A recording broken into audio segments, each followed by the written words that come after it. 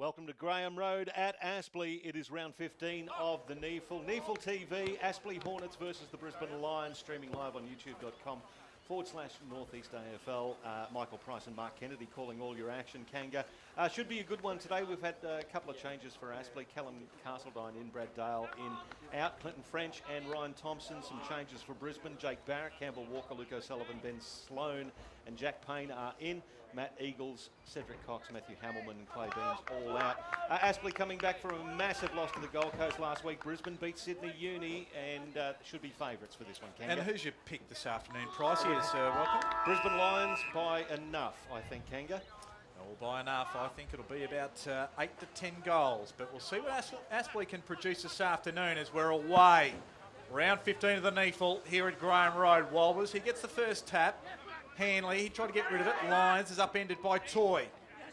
Plenty of players around the contest. Mellon, the enigma, just fossils it out the back. He tried to hatch it, had it for a while, and Castledine, he's wrapped up. The ball's only gone 10 metres from the centre circle. Beautiful day for footy here, Kanga. 18 degrees in southeast Queensland. McInerney gets the tap down for the Brisbane Lions. In and under. Walbers gets back in. Tap forward there. Aspley, the ball smothered off the boot of Eddie Mallon. Tight in the early clinches as Liam Dawson jumps on top of the ball as well. And Eddie Mallon's still there. We'll have a ball up in between the centre circles. Well, fair to say that Aspley need to make a statement after the last couple of weeks. Unconvincing in a win against Redlands and absolutely pumped last week by the Suns. As we go again, no real clear possession to get us really underway. Hanley tries to come through it, it slips over. We had a bit of rain yesterday, but clear sky. McInerney with the first clear kick of the game. Inside forward 50, Freeman can't take it. Hutchinson, he'll come away with it, goes to Joey Day. Out of side, halfback flank, goes up the line. Off the absolute bonce of Dixon. Nellis comes through. And then Ruben William, who lays the tackle, wins the free kick on the outer wing. Yep, fair dinkum off the forehead there it was, Kanga, as William goes forward for the Brisbane Lions. Inside 50, Brewer flies, brings it down. Shacky it was with the left hand. Now Keys to Close from 50 and curls it just a little bit wide, a little bit left. One behind results, first score of the match. The Brisbane Lions one behind. Hornets yet to score, nearly 2 minutes played in the first term. And this is the want and will of Aspley. They bring it back in quickly, go to the outer side. They found Jack Stanley. He's now asked to go. It was a good mark he took. He goes short, can't find Ben Warren. That's just puts his own player under pressure. Stanley gets it back from Warren, who just goes around the corner, has to go high. Joey Day and Ruben William, he wins the race, takes the ball. It was touched off the boot. Very good kick in. And this time he finds Allison. 55 out, looking for the lead and finding the run of Michael Close. Yeah, great pass there. And good skills from Ruben William as well. When that ball was touched off the boot, he read it well in front of Joey Day, took off, used it well down the boundary line. Results in a shot from Michael Close from about 30. And welcome back to the NEAFL for Brad Dale. He's come back in. He's got to go on the lead with Michael Close, if you don't mind. Pretty handy schooling you're going to get. So Michael Close, he'll line up. He'll have to kick the ball about 30 metres. A 45-degree angle. We'll see what the wind does. I think it's going a bit of left to right. So I'll have to kick it to the left goal post. And he does it well. So opening the scoring of the Brisbane Lions, at least on the goal sheet, they move to 117. Aspley yet to score. We've played 3 minutes of the first quarter. Yeah, and this is what we were fearing, I suppose, from a contest perspective, with the Brisbane Lions starting really, really well. Aspley have been down and they'd be really looking to sort of lift up after a couple of weeks of, basically ordinary performances. The Lions, they're looking for a bit of a percentage boost as well, because they've got Sydney Uni up their clacker and they want to keep that top 2 spot. And of course, the Sydney Swans, who are playing the Gold Coast Suns as we speak, they are sitting atop of the NEAFL ladder for 2017 to this point. So Oscar McInerney's the big man in the ruck for the Brisbane Lions. We will Walbers for Aspley. Umpire bangs it down in the middle of Graham Road. Again, a beautiful day for footy. That disadvantaged one ruckman, so there'll be a bit of a replay going on. There's plenty of movement in the Brisbane Lions forward line as Liam Dawson's trying to get free. McInerney, beautiful tap down to Jansen, who shrugs his shoulders and then kicks a long one inside 50. It's Dawson who's going to get there first. Well done there by Dougie Lawrence. Just got his hand in there, knocked it over the boundary line. 30 metres out, we'll get a throw in. Well, of all sides, I mean, Aspley are reasonably well equipped in the back half to actually deal with them, with Hutchinson, Gross and Lawrence. Some tools to deal with the likes of Shackey, Freeman and the like. So ball back into play. It was Hutchinson in the ruck there with Freeman. He just flips the ball up, looking for Oscar Baker. The Ginger Ninja, as we've heard him called. And the ball stuck under a few. We'll have a ball up. Interesting 35 metres from goal. Sorry, Kanga. Interesting footballer is Oscar Baker, the Western Grange product. We'll talk more about him during the day. So Freeman gets it to that man Baker. A little bit of the paddle pop line about him as well. Got a tremendous amount of toe and really uses the ball. Loves a goal too. Kicked an absolutely fantastic one last week. That's Argus, who takes the ball away. Skinner couldn't take it. Ruben Worm just puts the skates on. The afterburners just chips it up. Line, couldn't quite take it. Ball at ground level. Plenty of players fall around over it. Now they're all coming from everywhere to try and tie the ball up. It was Hutchinson who laid the tackle before the umpire crossed his arms. So it's only about 10 metres out from the Brisbane Lions goal. They're leading 7-0 early doors. First term here on NEAFL TV. Slap down into the goal square, just hacked off the ground by Gavin Gross. Went 50 metres to centre half forward. Now picked up there by Kian Hanley. The left foot. It's a searing low ball. Big contest. Ball hits the deck in the goal square. Ends up with Shackey as he curled a beauty. Oh, it's taken on the line by Gavin Gross. The goal umpire was right on the money. And Shackey. That was a great snap. I thought Gavin Gross might have just got there, but Shackey kicks a beautiful goal. It is 2-1-13 for the Hornets yet to score. We've played 6 minutes of the first term on NEAFL TV. Mark Kennedy.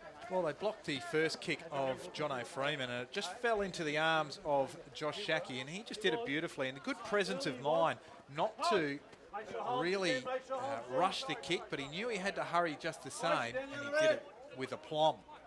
Well, confidence is a big thing.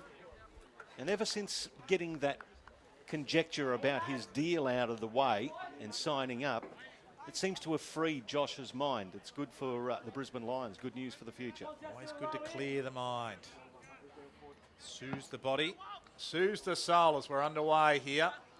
Soothing the soul is NEAFL football. Well under by Barrett. Fresh air shot from McInerney. Going to ground there was Holman. Paparone's in there as well. Where's the ball going to emerge from? Lyons is in there. Walbers, he injects himself, as the engineer likes to do. It falls the way of Keys from 50 over the top of Close's head. And just a right. And 1 point will result. So they move to 2-2-14. As Aspley bring it in quickly and infringing was Michael Close. There'll be 50 metres. It will come to centre half back for the Aspley. Yeah, Ben Keys in a rich vein of form last week. 31 disposals, 7 clearances, 7 inside 50s, and he kicked 4 goals straight. He was obviously best on ground. As Aspley bring the ball back in, it's going to bounce awkwardly for Barlow. He's confronted, tackled without the ball for mine, but it spills to Jake Barrett. He's got some open options, kicks to a pack. It gets brought to ground. Now Keys, the man we were just talking about, he goes left and hooks one around with his left foot. Ben Keys kicks the Lions third, his first for the day. Must be knocking on the door for AFL selection after his last few weeks, Ben Keys. Well, we were talking about that before we came on air this afternoon, suggesting he was a little bit unlucky not to be playing tonight against Geelong at the Gabba. But nonetheless, all you can do is keep belting down the selection door and keep working it. And on that occasion, it was Brad Dale with that 50-50 kick that just didn't hit the target, which allowed Brisbane to get back into the contest, quickly back in, and Keys took advantage. So Aspley yet to score, Kanga, and the Lions 3-2-20. Not a lot of wind, we've got to say, here at Graham Road, Aspley. A cloudless day, beautiful day for footy, so the conditions are perfect. Beautiful bounce, put that one in the scrapbook. And coming out was Barrett. Now, chain of handballs, ends up with Skinner. On this occasion, it goes back to Clayton. Allison, now to Ruben. And just as you like, inside forward 50, finds Michael Close. Witches hats. Yeah. And that was just the strength of the midfield, and that was always a danger, I think, for Aspley this afternoon. They just haven't been able to find some good, hard work through their midfield and match other sides at the moment. Yeah, and Ed Barlow there, he's getting very frustrated with young Josh Clayton, who was instrumental in that piece. Michael Close, 3 goals straight last week. He's already got 1, Kanga. So he'll come in, kick it from right on 50, and leans back on it, and that's number 2.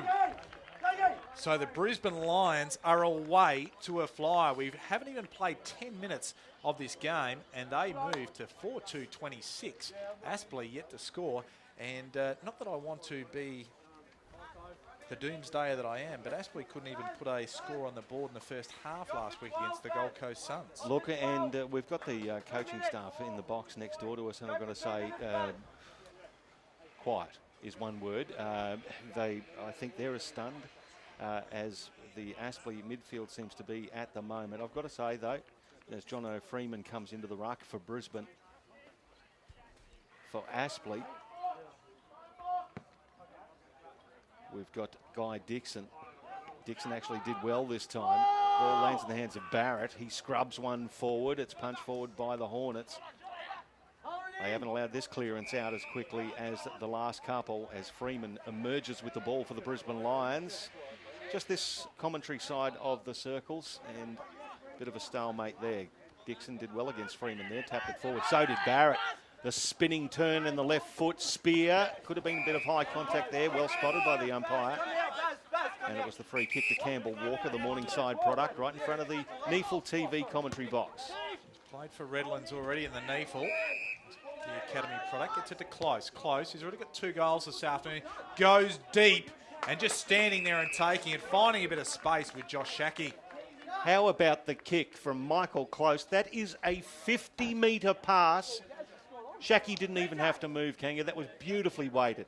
So Shackey, you'll just load up on the left, and easy as you like. That is 5 goals for the Lions, and 2 apiece now for Josh Shackey and also Michael Close with the single to Ben Keys, and they move to 5-2-32. Aspley yet to score. We've played 11 and a quarter minutes of this first quarter. Now, we saw a few weeks ago when Josh Shackey re-emerged after re-signing that contract, and he kicked those 5 goals. I reckon Michael Close gave him 3 of those, Kanga, with passes, well-weighted passes. As long as Shackey's getting into space, I reckon those two have got a really good understanding over the last several weeks, and they're sharing the goals together as well. An affinity, and one of the highlights of it has been the work rate of Josh Shackey since he's come back from that break as well. Yeah, would agree with you.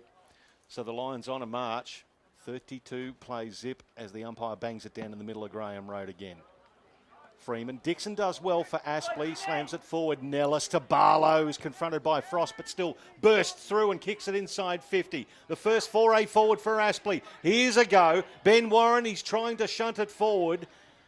Lions defence have the numbers. Kean Hanley just scrubs one out, and luck's a fortune as it drops into the hands of Josh Clayton, and they're through up the guts, Kanga, with Freeman. So Freeman, bright orange boots. That's not a good kick, and only finds Gavin Gross on the outer wing. He'll turn around, just put it back from whence it came, up towards Nellis, right on forward 50. He's the only one that stands in the contest, so he'll go after it again. He'll go on the left, just chip it up, looking for Baker, and just measured it beautifully.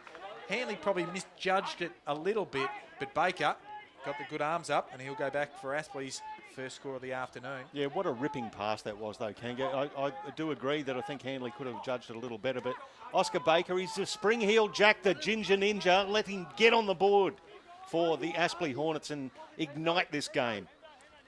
They'll have to kick 45-degree angle. Kick from about 38 metres out. Doesn't mind a goal. Comes in. That is a terrible looking kick and only a minor score as he pulled it to the near side. The old helicopter for the first score for Aspley.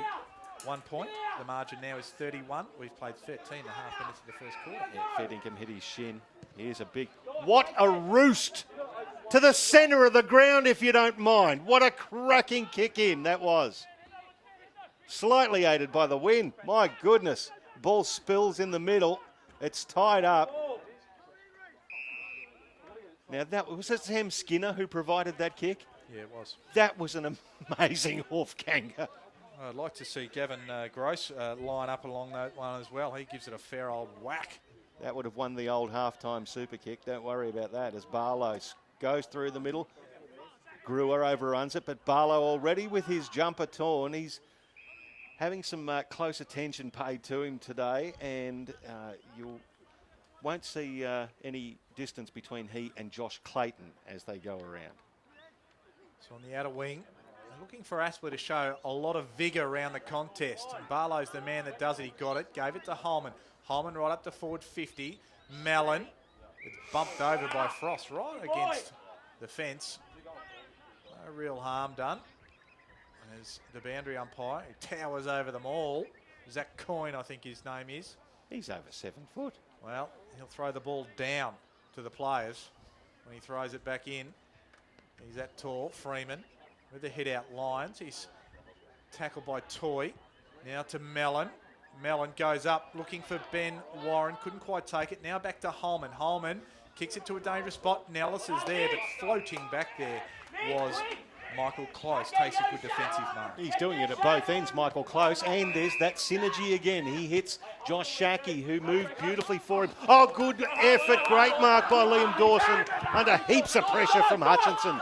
The two Aspley products as Dawson goes into the middle, just overcooks the kick a little bit. Freeman can't get a handle on it. Joyce dives in. They dive on him. This could be dangerous for Henry Joyce. Umpire hugs himself and said, we'll ball it up right on the wing. So Aspley look like they've just got a little bit more energy in the last couple of minutes, Kanga. Well, I think there's a little bit of pride that comes into it when you smashed at the opening contest. You've got to really match that intensity.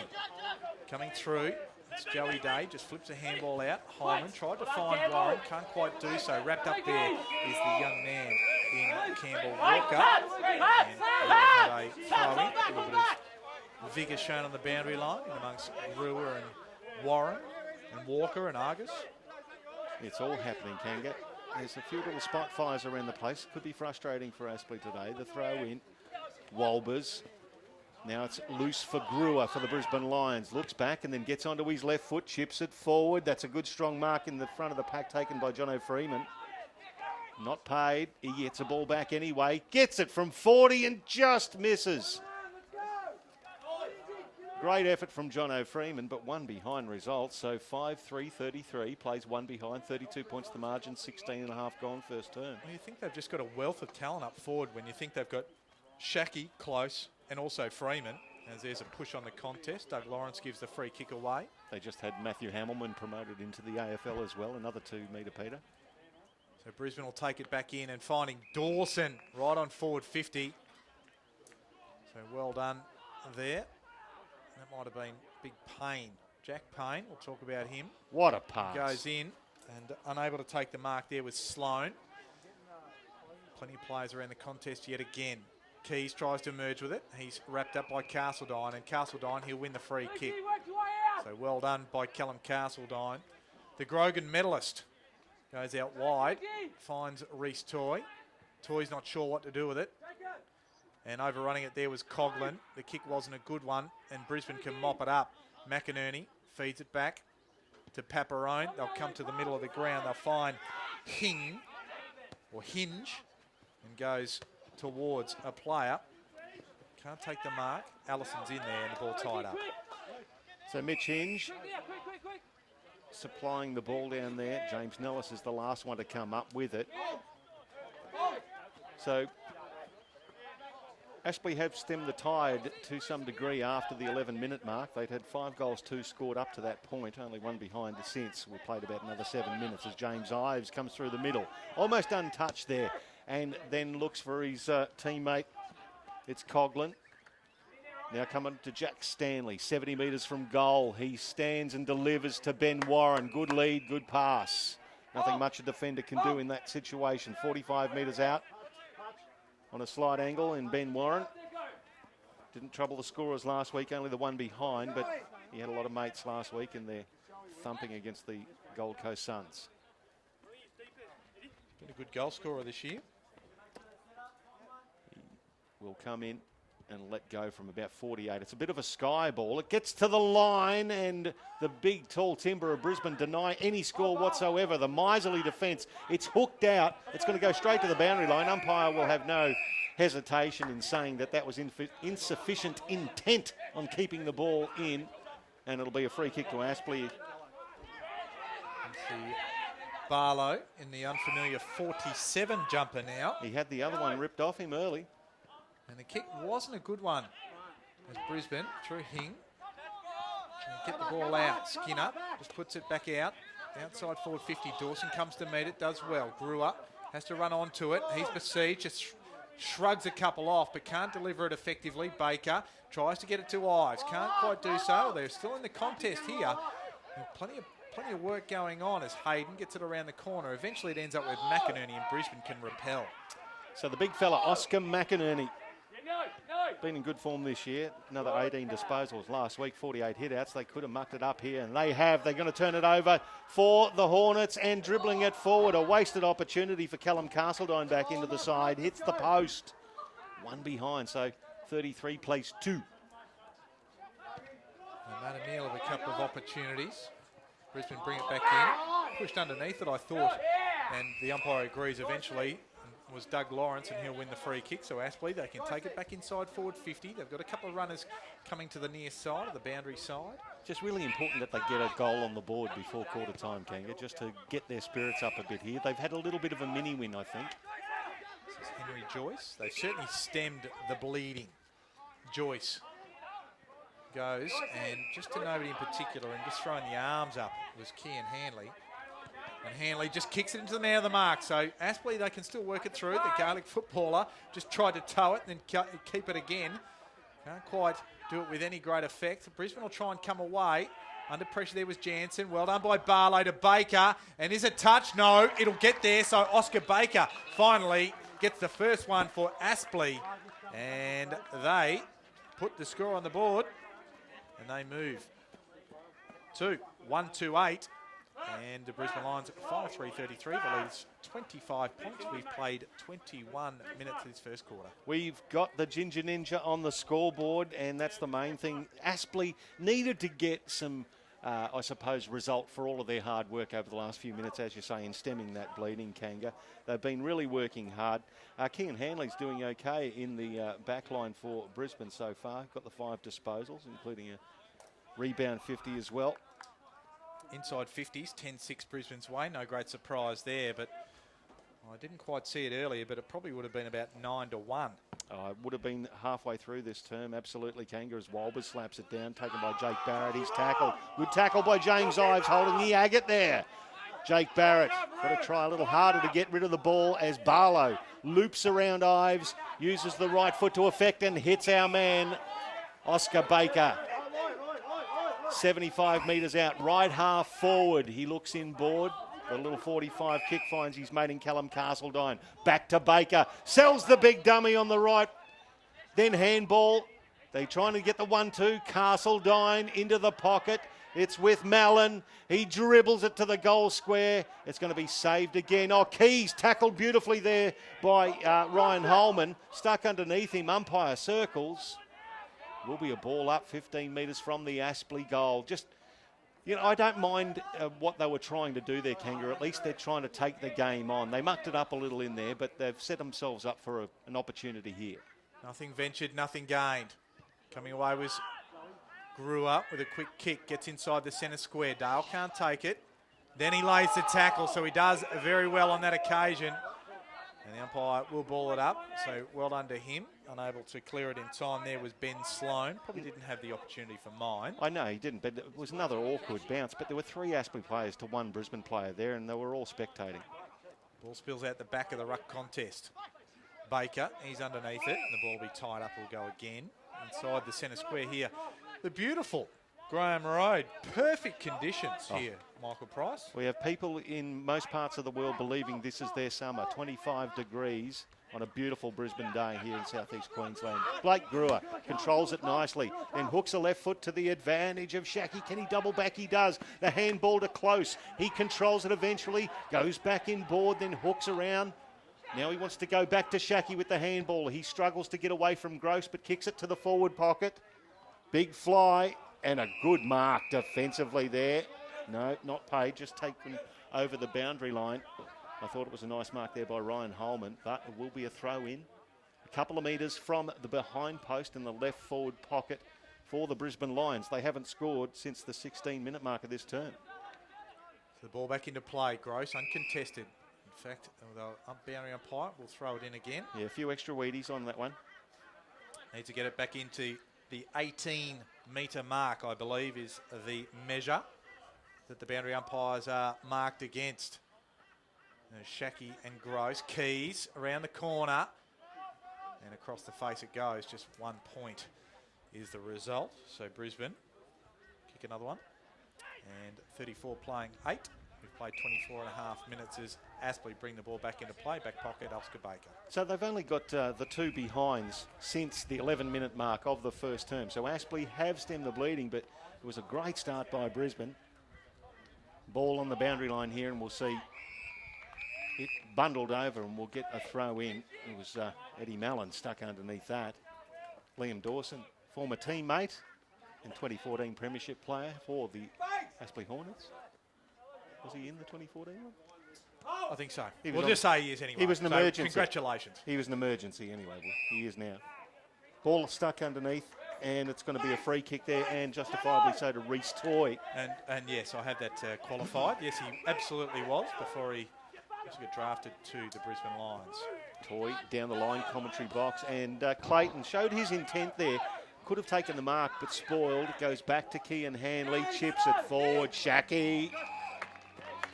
And again, so much room up forward for the tall timber Kanga to lead into. And fair, I don't, probably what I'm trying to say now is I don't think Hanley actually was trying to spot Shackey up. So lucks of fortune there. They're probably working to a different spot, the Aspley defence. But Josh Shackey, right, Johnny on the spot. It's just some of that Irish trickery. He was looking one way, went the other. So Josh Shackey's kicked a couple. He'll come in. From right on 50, he's hooked it right. Will it land on the goal line? It was rushed through by Jono Freeman, and we'll get another behind. So 5-5, 35, plays 1-2-8. It is 27-point ball game in favour of the Lions. So Matt Argus has it in the back pocket. Not sure where to go. So he'll come up this commentary side of the ground, but only finds Ben Keys, who just back. He does that courageously. So Keys just goes to a dangerous spot. Plenty of Aspley players there. Hutchinson couldn't take it. Allison comes through, and affecting the spoil was Gavin Gross there. And another point comes of it, and moves the margin out to 28 points. And we've played nearly 27 minutes of the first quarter as Gross goes to the outer side now. Massive kick and a great mark taken there by Paparone. Just really stretched the arms out. He's right on the point of the centre square at right half forward. He's going to kick it to a dangerous spot. Michael Close was there at the back of the pack. Dawson, beautiful piece of roving, dribbles it into the goal umpire, who did some beautiful evasive work and indicates a goal. Well, the ball fell over the back, and I guess, was it too many Aspley defenders going up and not enough staying down and marking their players? Not enough, I suppose, hand-on as a defender. Well, you don't want to be letting goals in over the back, but Dawson read it beautifully. All he had to do was pick it up and make sure that he kicked straight enough, and did so, and inflicts a bit more pain on the Aspley Hornets, 6-6-42. So it's now 34 points the margin. Some of that good work that Aspley did earlier on in this in the mid part of this quarter just being undone again. Well, that's what we can see, is that these AFL sides, these really efficient sides, can make you pay, and you step up the intensity and you can match them for a while, but if you open it up slightly, they will take you to the cleaners. As Walbers gets us underway again. Keys just stands up, just gets the left foot, scrubs it forward. Out to meet it there is Jansen. Held, says the umpire. In fact, no, it's a free kick going to Aspley. It was back in the middle of the ground, so Ives will take it. No, he won't. He'll come actually behind the mark. He still will take it. So it might have been holding in the contest. So James Ives, of course, had back-to-back knee reconstructions a couple of years ago. Great to see him back playing some decent football in the NEAFL. Comes out to the commentary side of the ground. Argus will go up, close with the spoil. Mallon gets around one, aided by the Shepherd of Dale. Just bounces it. Getting a hand on the kick was Hanley. Ruben Williams comes out to meet it for Brisbane. Not sure where to go. Argus lays the tackle. Cogler knocks it over. Joyce gets a handle on it. Inside forward 50. Stands in the tackle. They try and come away with it. Hing. Now to Allison. And now back to Hing. Tries the short one to Shaki. Doesn't work out. Allison drags Mellon off it. No free kick, says the umpire. Hing, he's involved here. Shaki gets one high. No free kick, says the umpire. Mellon goes inside 450. Warren was there. Went over the top of him and his opponent. Here's Skinner. Comes out to meet it hard. Joey Day just stands and buffets him. Brisbane will still come away with it though. And it's Keys through the middle of the ground. Oh, and hits Jared Jansen, who curls around. Shaki again getting buffeted off the ball by Gross. Kicked over the back. That's a free kick right there. It was Ben Sloan whose jumper was held back right in front of the umpire. And it will be a free kick against Daniel Henderson.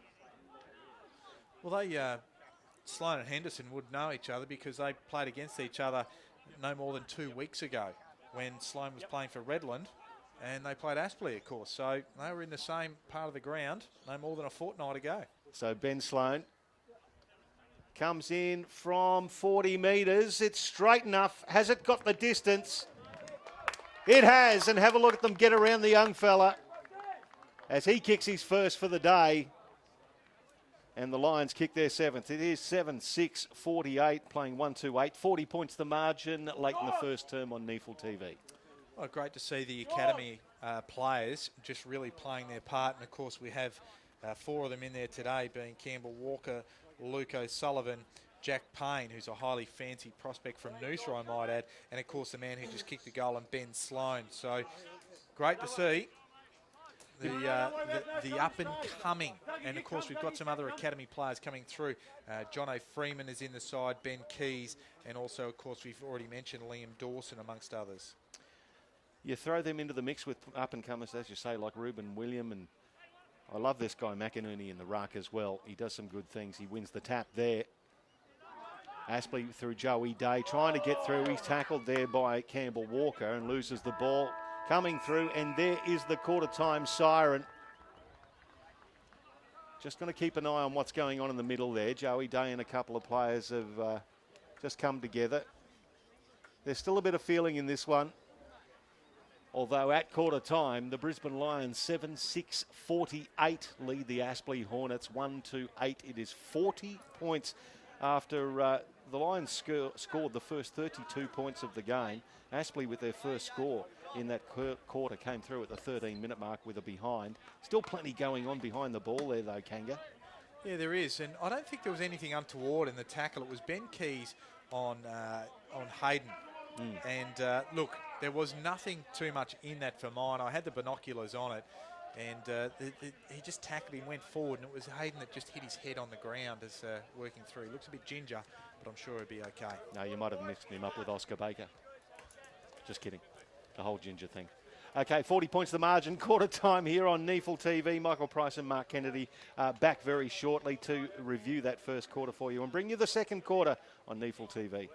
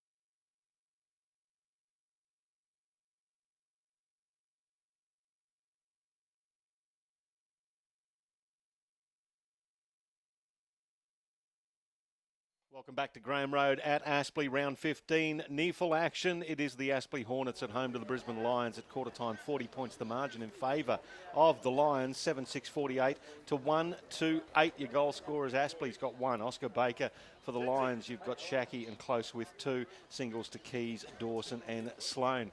Kanga, Lions dominated that quarter apart from a little stretch where Aspley held them.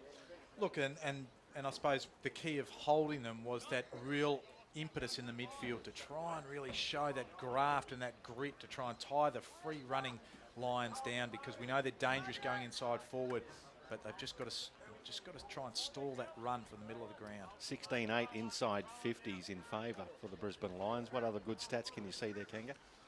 Well, Oscar Baker, he's really continuing to step up at NEAFL level. 6 disposals. He and Ives lead the account, while Paparone has 8 and Keys has 6, including a good goal for him as we're underway in quarter 2.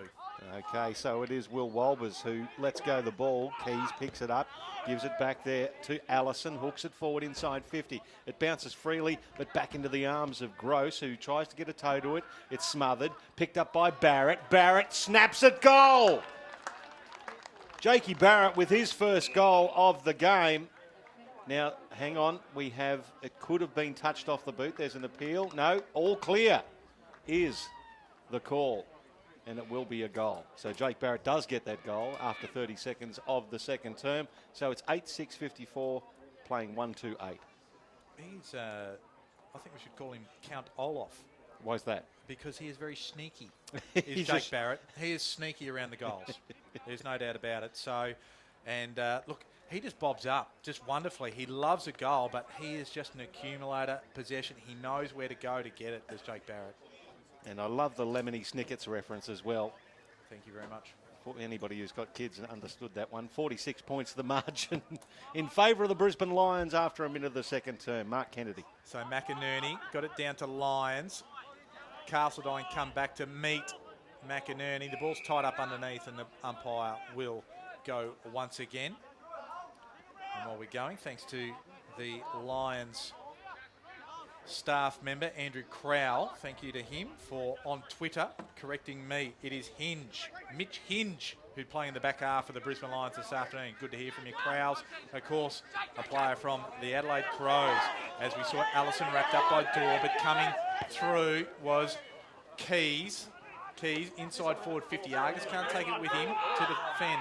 Here he is again. Barrett gets across to Lions. Lions off to Shackey. He just drops it. It went in the bread basket and came back out somehow. Now to Dawson, forced to stand one step and goes back in and finds Keys again.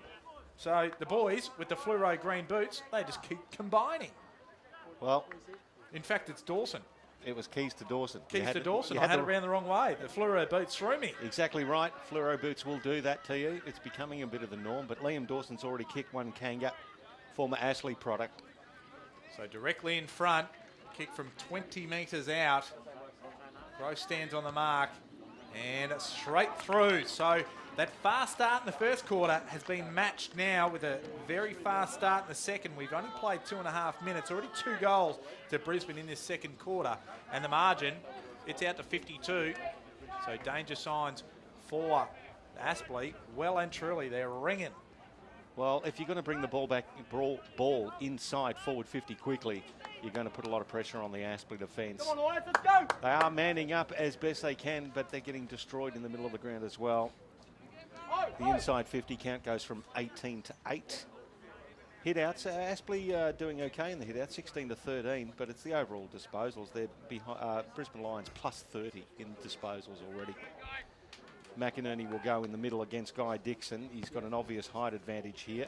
Uses it to effect, smashes it in front of Jansen, who brushes off the tackle. Too easy for mine, kicks it long. Shackey, oh yes, training drill stuff. Shackey kicks his third. What a superb bit of ruck play. Oscar McInerney to Jansen, hit Shackey, Shackey goal. Simple as that for the Brisbane Lions. 10-6-66, 1-2-8. What about Jared Jansen then? Just knew that his opponent couldn't quite stick the tackle. Presence of mind to hold on to the ball and then put it inside forward 50. So well done to Jared Jansen, of course. McInerney, fantastic in the middle, although he does have a mismatch in the ruck, to be fair. I was about to say he's a foot and a half taller than the fella he's playing in the ruck against, and we said that just before he hit it down Jansen's throat, but you're right. Jansen with that solid body just shrugged the tackler off, and Shaki dropped a couple of metres behind his defender who completely misread it. 16 centimetres the difference between the two ruckmen in the middle of the ground. That's not quite a foot and a half. No. So we go again. Bounce favours Dixon on that occasion, but the umpire, somewhat cruelly, actually brings it back. So Mellon just gives the ball back to the umpire, and he'll throw it up into quite the stratosphere. But he'll throw it up nonetheless to give the ruckman a good go at it. McInerney with the height again. Lyons just quickly around the corner. Brewer just finds his target. Walker. Now Brewer might get it back. No. Winning the ball here is Joseph. Joseph, although, just gives it straight to Frost. So the Lions can come away with it again. Just weaving in and out was Allison. Although his handball wasn't good as he found a bit of pressure under himself. And then William gives it off to Paparone. Paparone to Hanley. Hanley tries to get around a couple. The handball just about found Joey Day, but they somehow keep emerging with it. Paparone inside 50, long, and just awry to the near side. 1 point results. The margin out to 59 points. We've played 5 1/4 minutes second quarter. As Aspley prepare to bring the ball back in. So Dougie Lawrence hits Michael Hutchinson. He's a fine defender, is Michael Hutchinson, under a lot of pressure today. Now finds his teammate only 30 metres from their own goal still. And Guy Dixon goes long to the outer side. Well done, well read by the young fella in Campbell Walker. Got it over the top of Reece Toy. Punched it to the boundary line and we'll get a throw in. You can see the flags on the outer side. They're slightly favouring the left of screen here on NEAFL TV. It's not a massive breeze. Might be worth a goal, but Aspley haven't scored a goal since the 20-minute mark of the first term. So Lions, he just couldn't quite take it with him. Aspley do well on that occasion. Good pressure. Joyce goes around the corner. Castledine couldn't take it with him. He collided. Allowed William to run onto the ball. Inside forward 50 again. Freeman went high. Ended up getting the one mid up. Dale, he's wrapped up by Close. And the ball will be given to the Brisbane Lions because Dale couldn't quite get rid of it. So Michael Close wins a free kick. I thought for all money that was going to be a baller. Well, both of the Lions players that were tackling him were staring straight at the umpire saying, how about it? He's not trying at all. I suppose it's like that thing, Kangi. You've got to throw a few little extra movements in just to make sure that the umpire sees that you're having a red-hot crack. A dance move, wiggle the shoulders. Close, just looks for a pass off and finds Kean Olof. Jakey Barrett. Jake Barrett, I reckon he's been a great pickup for the Brisbane Lions since coming from GWS. He only played the one game for GWS, but only got the 6 disposals in the AFL level last week and was taken down to... If it is one criticism of his game, it's probably his kicking. It's probably not as penetrating. He probably doesn't kick it with any great penetration. He lines up on the left on this occasion, goes across the face. Aspley need to rush this, and they end up doing just that. And they're out to an even 10-goal margin, 60 points.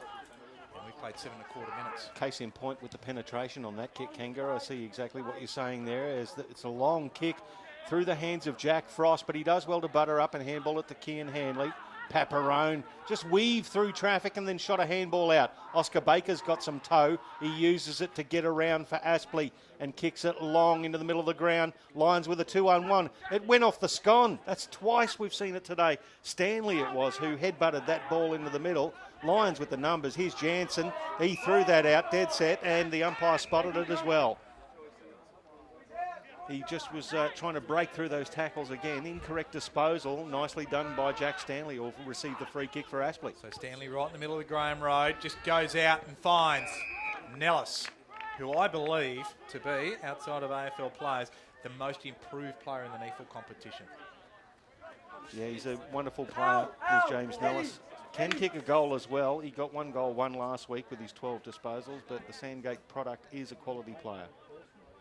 James Nellis kicks from 46 metres, has enough distance but doesn't have the accuracy. It's to the near side. So they move forward by 139, playing 10-8-68. The margin back to 59 as Brisbane bring the ball back in quickly and go to the back pocket. Now it's up to Ruben William at left half back in front of Joey Day. Wheels back around, chips it forward. Ben Keys is in the box seat and takes the mark. Comes across to the centre of the field. Jansen takes the mark for Brisbane and takes off now. He's got Oscar Baker closing in. Kicks it to a 2-on-1. Freeman advantaged and takes a good strong mark. It wasn't Freeman, in fact, it was Luke O'Sullivan, the young fella. Chipped it into Kian Hanley. Gets inside 50. Only kicked his first NEAFL goal last week, and that's his second. And they will get around him as well. Well done to Kian Hanley. Good effort there by the young fella in Luke O'Sullivan, taking the mark here and moving the ball along quickly. The Lions get their 11th goal. 11-8-74, plays 139. It is an, wow, 65-point ball game.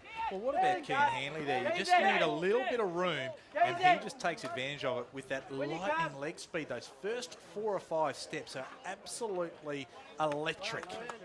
Yeah, absolutely. The first couple of steps are what kill you, Kanga. They're the ones that get you out of the danger area, and the rest of it just puts you into clear space. And that's what the problem with my game was growing up. What's that? I was slow. Oh, slow. I couldn't run out of sight down a coal mine, champion. Got black lung. That's the ball back in the middle of Graham Road. We go again. Michael Close in the ruck against Gavin Gross. Close and Gross. There was nothing pretty about it as Barlow wraps things up. And we'll go again. So Close will get up, followed by Barlow. And the two ruckmen. Unconventional. Close and Gross.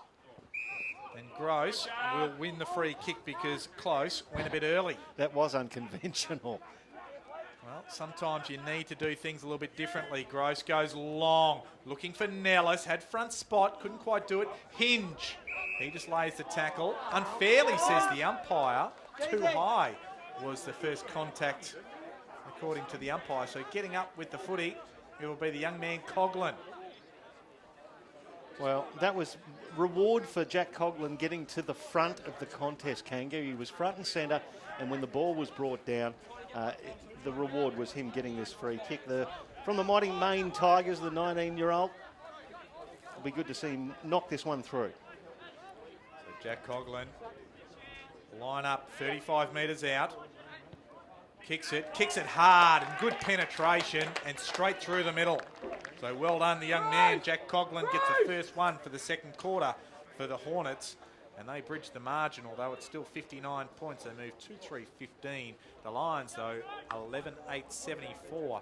We play 12 minutes of the second quarter. And again, this is following the pattern of the first quarter, Kanga. The first 9-10 minutes of the quarter completely owned by the Brisbane Lions. Aspley just starting to chip away and get their, I suppose, their defensive efforts intact as well. So just holding it up for a few minutes. Well, it was 16-8, the inside 50s at quarter time in favour of the Lions. It's now 23-10. So they've just had the Lion, pardon the pun, the Lions share of ball inside forward 50. But Aspley just starting to, again, as you said, just gain a bit of traction back through the middle. Walbers versus Close, the 233s. Give this one to Close. Oh, taken there by Reece Toy, who was absolutely belted and gets the free kick as a result. He's got a man free on the outside. It's Joey Day. He drops it into his lap beautifully. Day plays on. Well read there by Payne, who brings the ball to ground. Now it's hooked back inside 50 for the Hornets. Big fly there by Coughlin. It was an unrealistic attempt at flying for a mark. The young fella just probably buoyed by kicking that first goal. And it'll be a free kick to Brisbane. So Mitch Hinge it is. Gives it to a fairly sizable unit that is Jack Payne.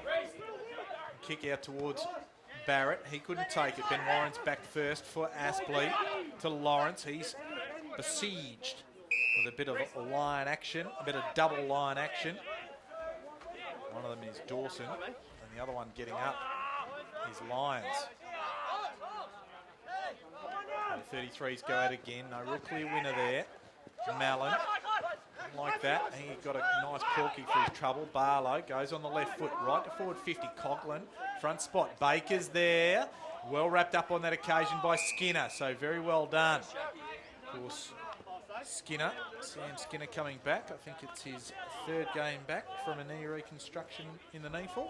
He was actually selected for the AFL side last year, and on the eve of that game, that training, did his knee as Hinge receives the ball, shrugs the tackle of Stanley, then goes towards Campbell Walker. The Morningside product kicks forward, finds Michael close, right on the point of the centre square outer side. That's a wobbly conveyance. It bounces there towards teammate who just runs away there. It was Ben Sloan again. I was more watching the reaction of the Aspley coaches box next door to us as the chaser didn't happen, and Jared Jansen floats inside 50 metres, takes the mark 30 metres out on a very slight angle. When the coaching staff, and I'm speaking quietly because they're right beside us, are groaning at an effort of a player, you know there's an issue. Well, to be fair, it was Will Walbers, and the ruckman is not generally the fastest bloke on the ground, but again, it's about effort, isn't it? And ultimately, that's where life's at. And all you want is an effort. Well, Jared Jansen will come in and let go from 30. Kicks another one for the Brisbane Lions. They're 12th, 12-8, 80. Playing the Hornets 2-3-15. We've played 15 minutes of the second term on NEAFL TV. It's Michael Price and Mark Kennedy calling all of your action.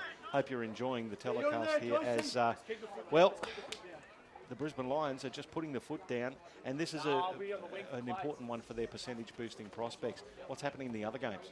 Well, halfway through the last quarter, down at Fankhauser Reserve, and it's 117 Southport to the GWS Giants 35. So Southport well in control of that one. The Sydney Swans half-time down there at the SCG. They are leading the Gold Coast Suns 62-15. And of course, Sydney Uni, they are playing Canberra, and it is 3 goals, 6-24. Sydney Uni, Canberra yet to score. And Hamish Shepherd has 9 goals for Southport in that game against the Giants. Amazing stuff. That's 15 goals in the last few weeks. Liam Dawson, that right half forward for the Brisbane Lions. He's got Shaki over the back. He's hit it straight to him. No, it was Jansen. They look very similar. It was a beautiful pass from that distance, 35 metres, but it needed a good effort in the air to take that mark, and he did it, Jansen.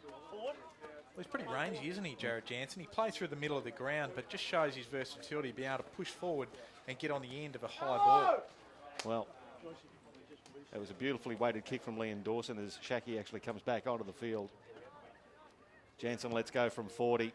Goal umpire doesn't have to move. Beautiful kick, his second, and the Lions get their 13th. It is 13-8, 86 to Aspley 2-3-15, 71 points the margin. Well, it's all one-way traffic at the moment, isn't it? We had 7 goals to 1 in the first quarter, and now it's 5 goals to 1 in the second. Brisbane Lions are just dominating, 25 inside 50s to 12, as they are just absolutely sharing it around, sharing the load. Paparone's got 11 disposals.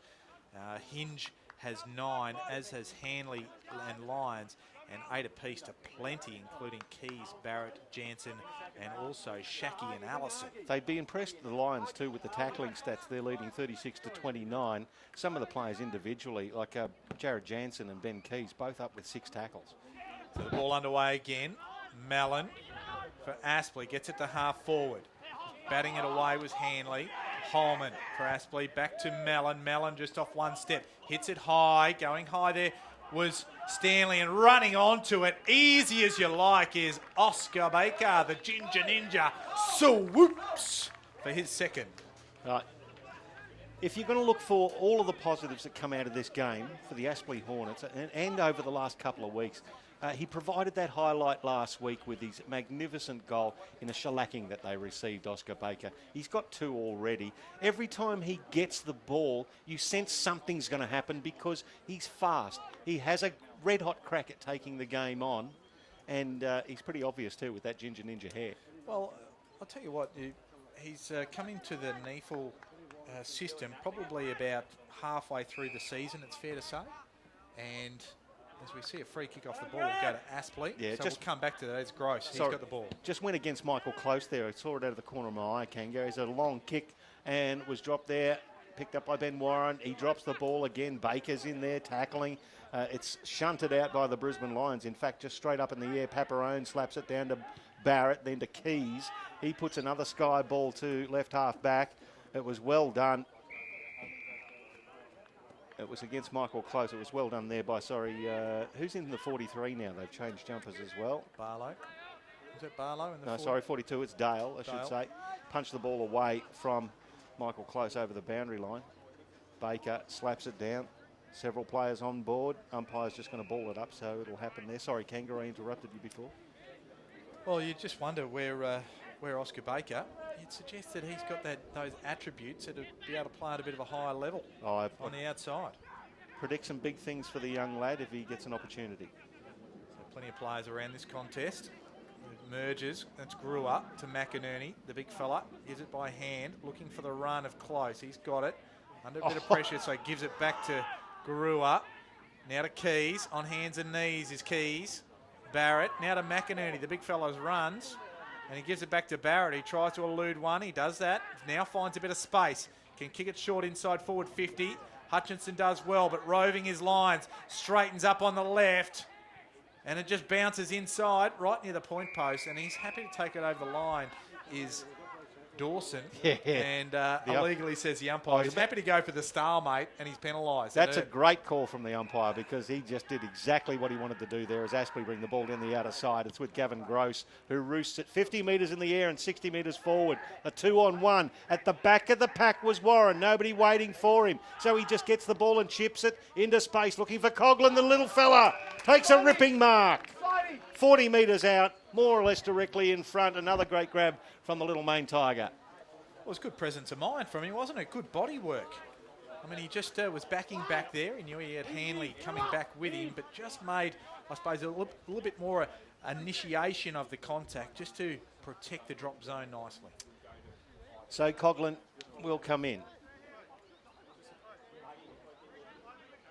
He's already kicked the one. Oh, he kicked straight through that footy as well.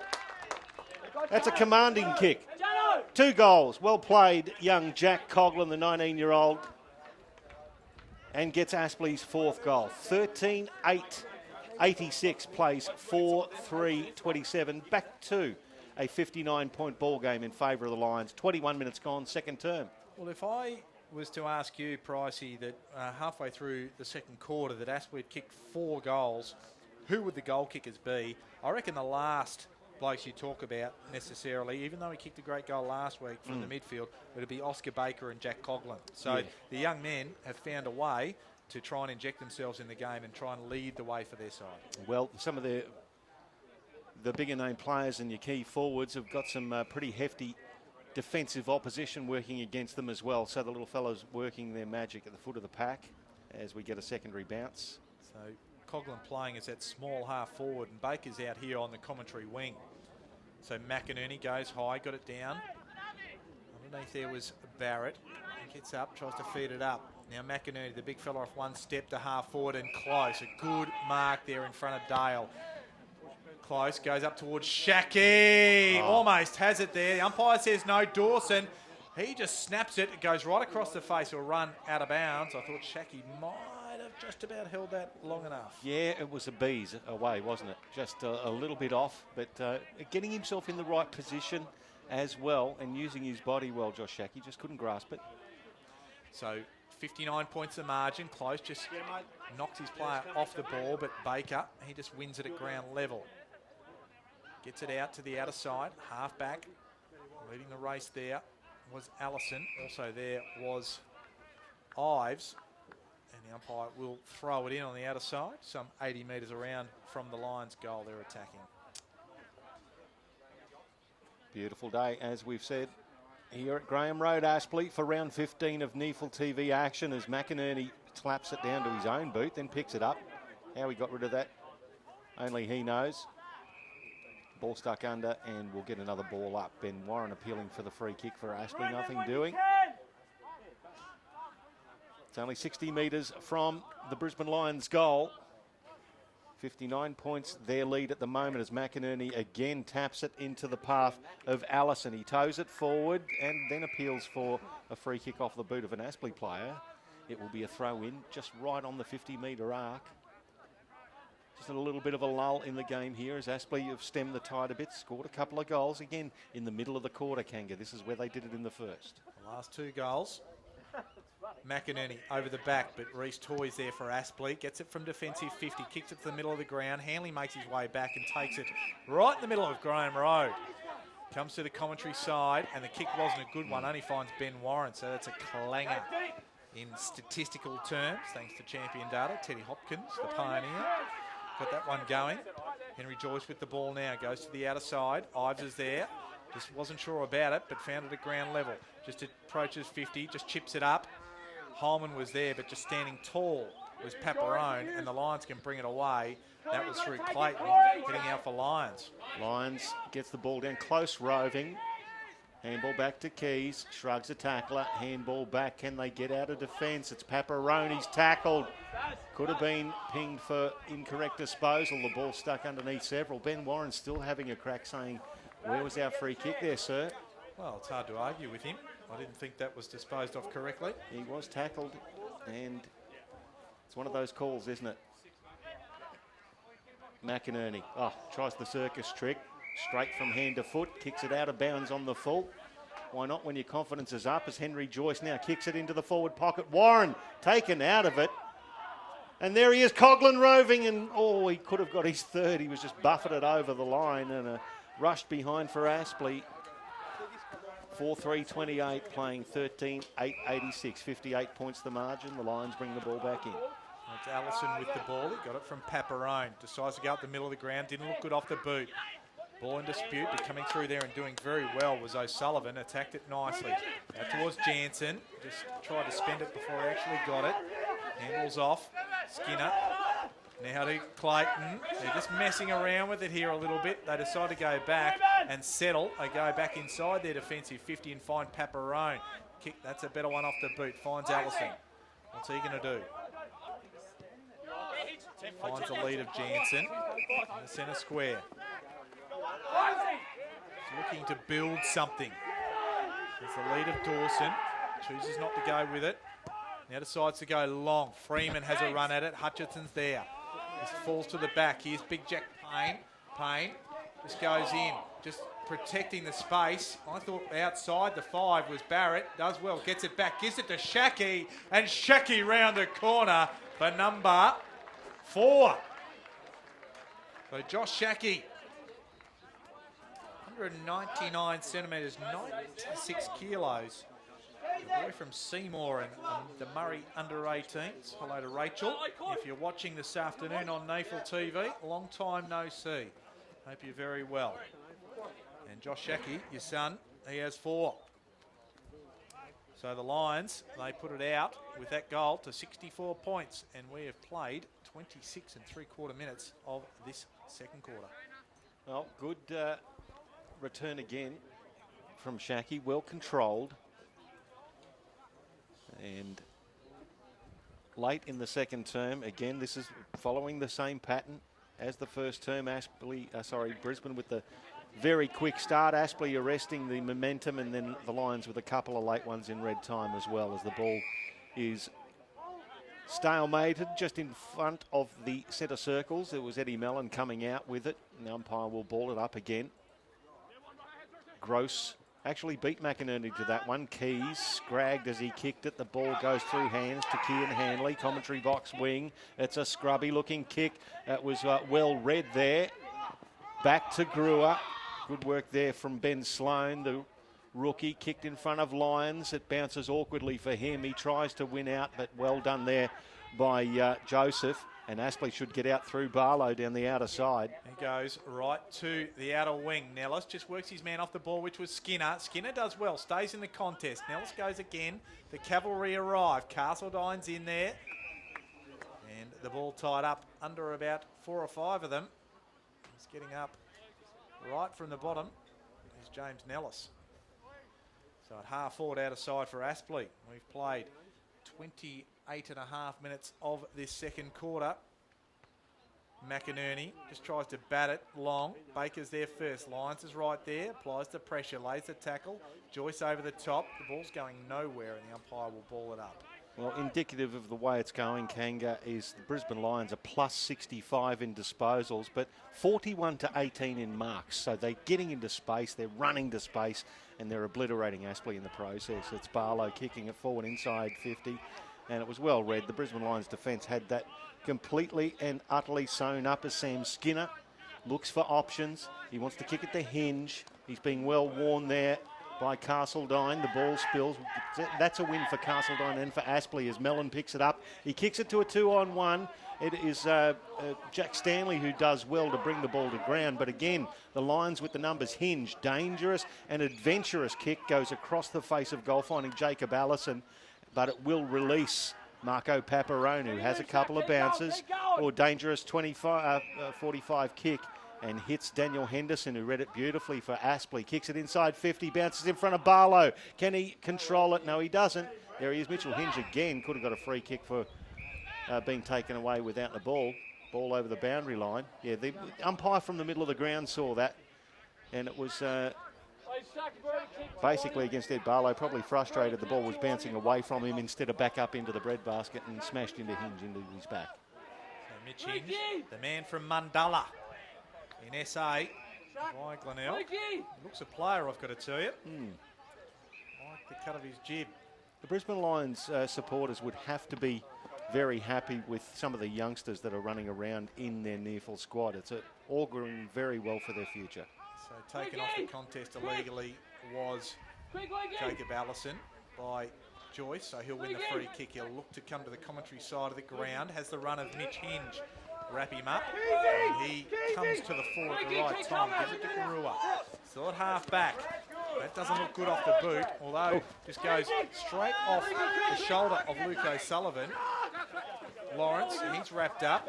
Trying to come through as O'Sullivan again. Well done there by Joseph. Baker's got it. He works in a phone booth, does it well, and kicks a little bit of a tumble punt.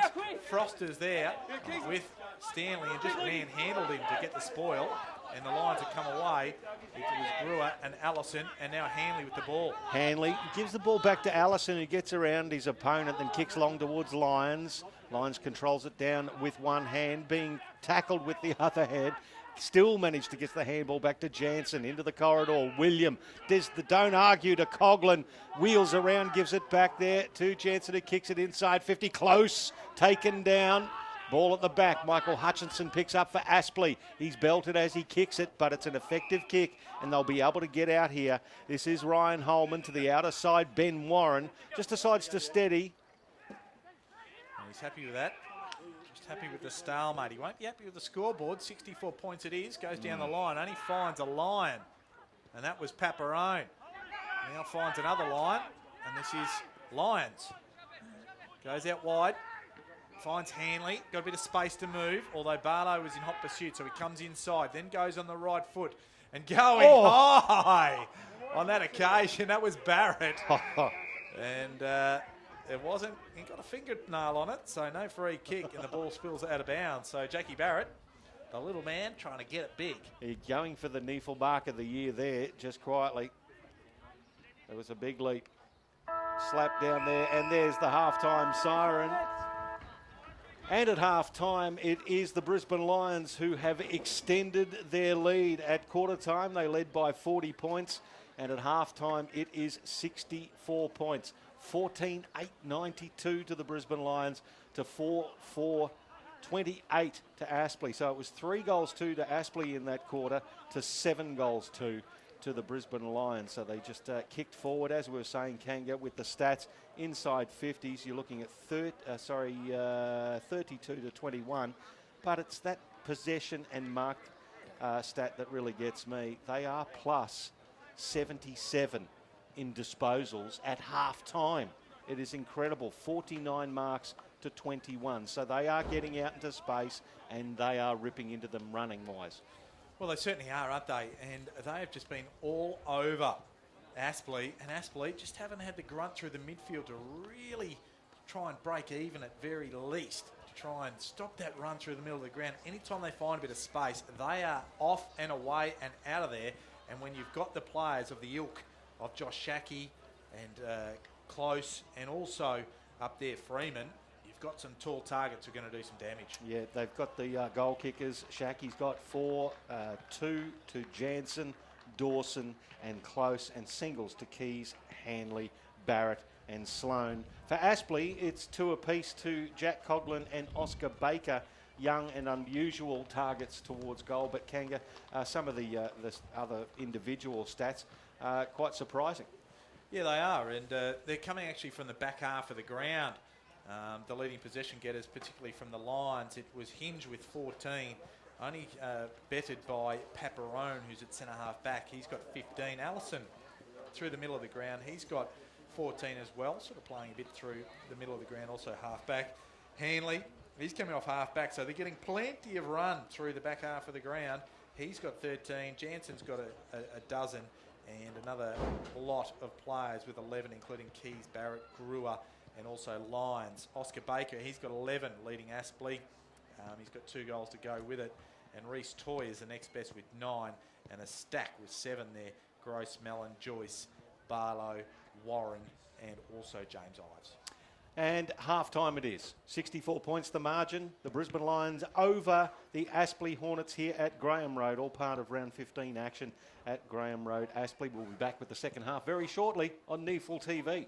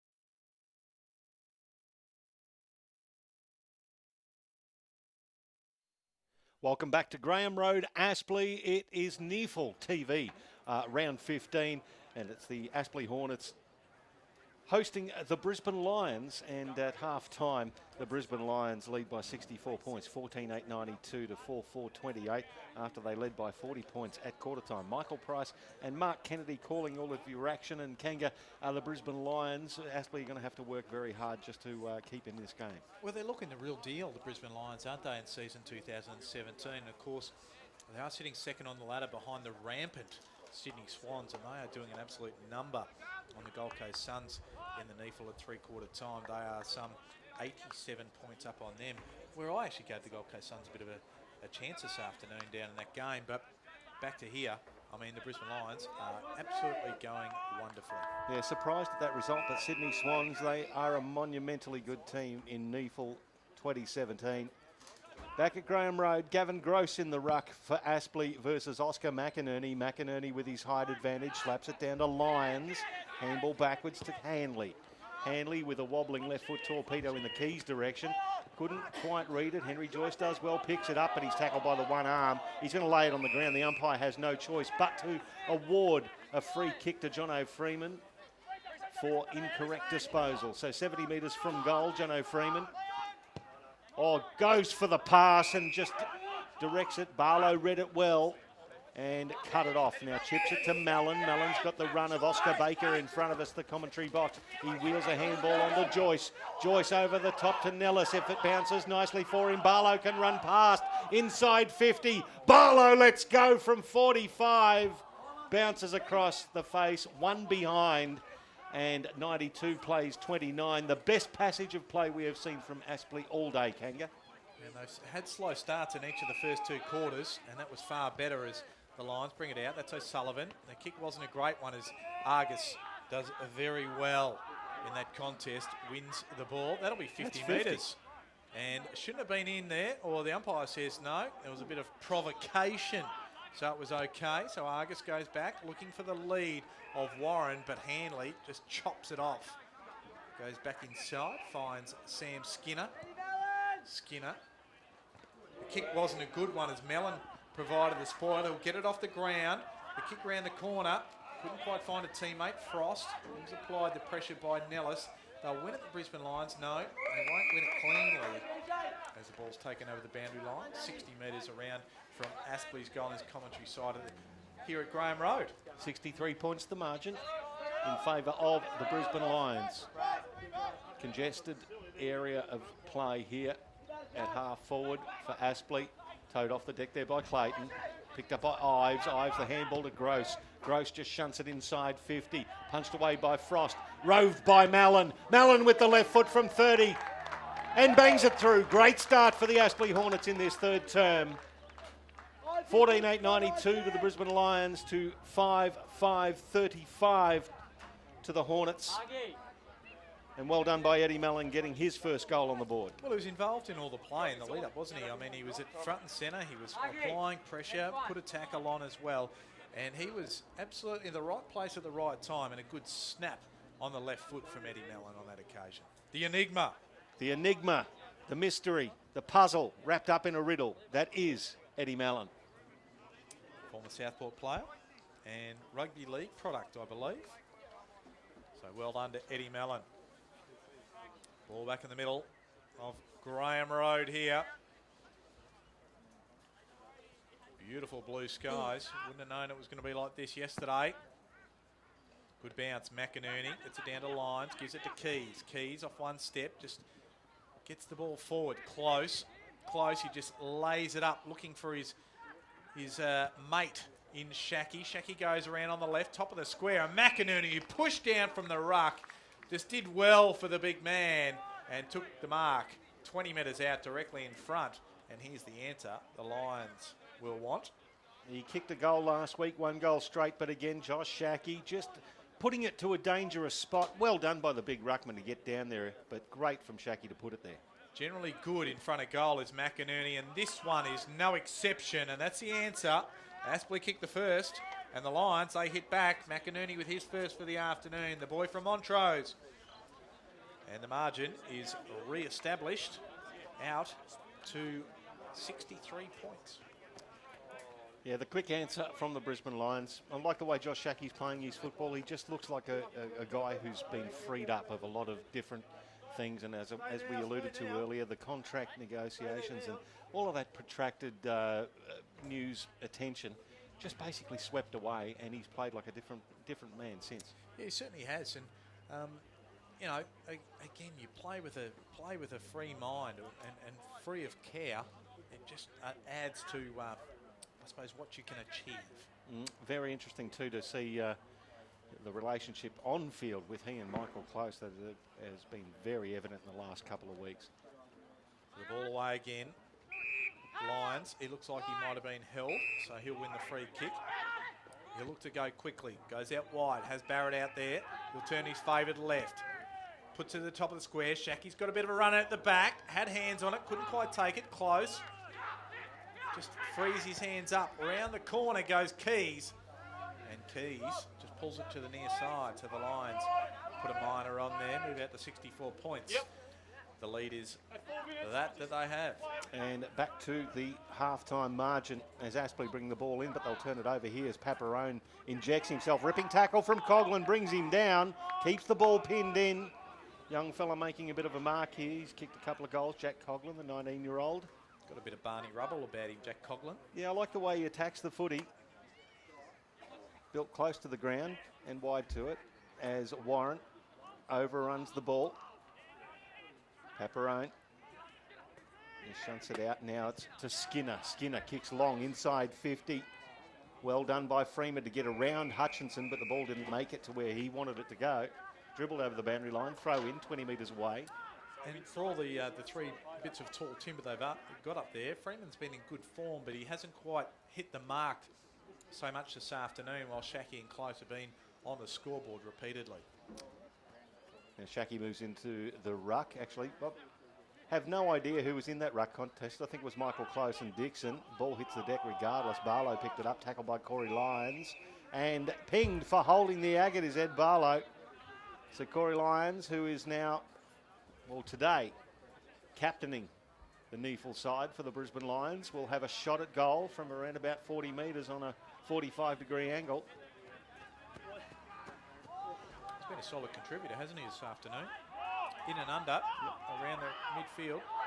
Had 29 disposals last week as well and kicked 1 goal straight. So let's see what he can do here. Let's go from 45. Puts it up to the dangerous area. Big pack flies, and it's a ripping mark on the line from Josh Shackey. Right on the line, a great pack mark. Favour his left foot too here if he comes around the corner. So Josh Shackey stares in, uses the left foot, curls it around, and kicks his 5th goal. Well done to Josh Shackey. Just early doors in the 3rd quarter. He's got 5 goals on the board. Well, is this the game that is really the breakout game that gets him back to AFL level? It could be. Look, over the last couple of weeks, we saw him kick 5 a couple of weeks ago, and look, he's been getting involved in the game. He's been covering a lot more territory, and I think that's what the senior coaching staff would have wanted more, is for him to get involved more, to get to the right areas more, and to work harder defensively. I think he's done all of those things in the last few weeks. You chuck in a couple of bags full, and it makes it very hard for you not to pick him. So 12 disposals, 5 marks, 5 goals, 1 for Josh Shackey. Plenty of movement in that Brisbane forward line. Now I'll bring that one back. McInerney, he's shaping up as a fair player. And Archie Smith has gone up to support Steph Martin. I think Oscar McInerney might be one that, if injuries become a factor, as the ball is thrown out by Barrett. So winning the free kick will be Reece Toy. Haven't seen a lot of him this afternoon. At the 9 disposals, goes out to the wing. There's Joey Day. Right on that outer wing here at Graham Road. We'll go on the left, down to half forward. McInerney backs back, gets the fist on it. Jack Payne, he'll just pick it up at ground level. Gives it to the run of Paparone. The handball wasn't a good one as he put his teammates under pressure. Ends up with Clayton, who got it from Barrett. Now back to Paparone with the left foot to half forward and kicked it straight to Argus. And Argus for Aspley gets it to Barlow. And Aspley, they'll just steady. So Ed Barlow kicks it towards the wing, drops it nicely for Henry Joyce, who takes the mark and plays on. The handball back inboard, finds Joseph. He sweeps a handball to Gross. It's within his distance. He lets go from 50. And just a bit too wide for Gavin Gross. Out of bounds on the full. He did have the distance, but way too wide. It'll be a free kick to the Brisbane Lions. They play on very quickly, and it's with Clayton looping a handball to right half back. He'll get it back here, and does. Handball through to Jack Payne. They're down the outer side. So Payne, he's got one free right on the outer wing at Shackey. Shackey goes to centre half forward. There's a young man, this time in Sloane. Gives it inboard. Finds Barrett. He's come all the way from the back line, and he just chips it to Luke O'Sullivan. Of course, a former Brisbane Bear himself. Back in the late 80s, early 90s, Luke O'Sullivan, son of Shane O'Sullivan. Oh, there you go. There you go. I was thinking of a reserve grade player for Carlton called Luke O'Sullivan. Yes. Around about the same era, showing your age, Kanga. We go back a while, but this young man, 1998's his birth, so he's only 19 years of age, comes in, loads it up from 48 metres and not a problem. So O'Sullivan kicks his first for the afternoon. The Lions have their 17th for the afternoon. The margin is out to 76 points, and we have played 10 3/4 minutes of this third quarter. The Lions' set shot goal kicking today has been very, very good. Luke O'Sullivan there. That's a great finish, a nice composed finish from a young man from a distance. Yeah, it is. And I'll tell you what, these boys from the Brisbane Lions Academy, they're getting a number of them. We spoke about it in the second quarter. They're getting a number of these boys through. They have penetration in their kick. They have a good work ethic. In this day and age, the academy players are used well by the listed and rookie players. So we're back underway in the middle. Good contest there from John O'Freeman. Corey Lyons overruns it, then gets it to Barrett. Barrett just threads a handball to Clayton. Well done there from Campbell Walker. Gets it back into Jansen. Jansen hooks it from 45. Punched through by Ryan Holman. Well done for Aspley. And restricts it to a behind 7-10. 112 plays 5-5-35 with the Hornets down the outer side. So Nellis has the ball, still at half back. He's in the ruck at the moment, Nellis. So you know they're throwing the magnets around here for the Hornets when Nellis is in the ruck. Toy has the ball, goes out wide. Stanley, Warren, just fed over the top. Day has to go back now, back to Jack Stanley. Chips it short, that's not the required distance. The umpires say play on. Castledine, he is ploughed into the ground by Michael Close, rubbing salt into the headband and the wound of the Hornets as Brewer gets onto it. Centre half forward, goes over the top. Dawson's by himself, lets it go, and it bounces to the wrong side of the post, the goal post, and a minor. So Aspley very keen to bring the ball back in quickly, and they do so. Oh, taken high there.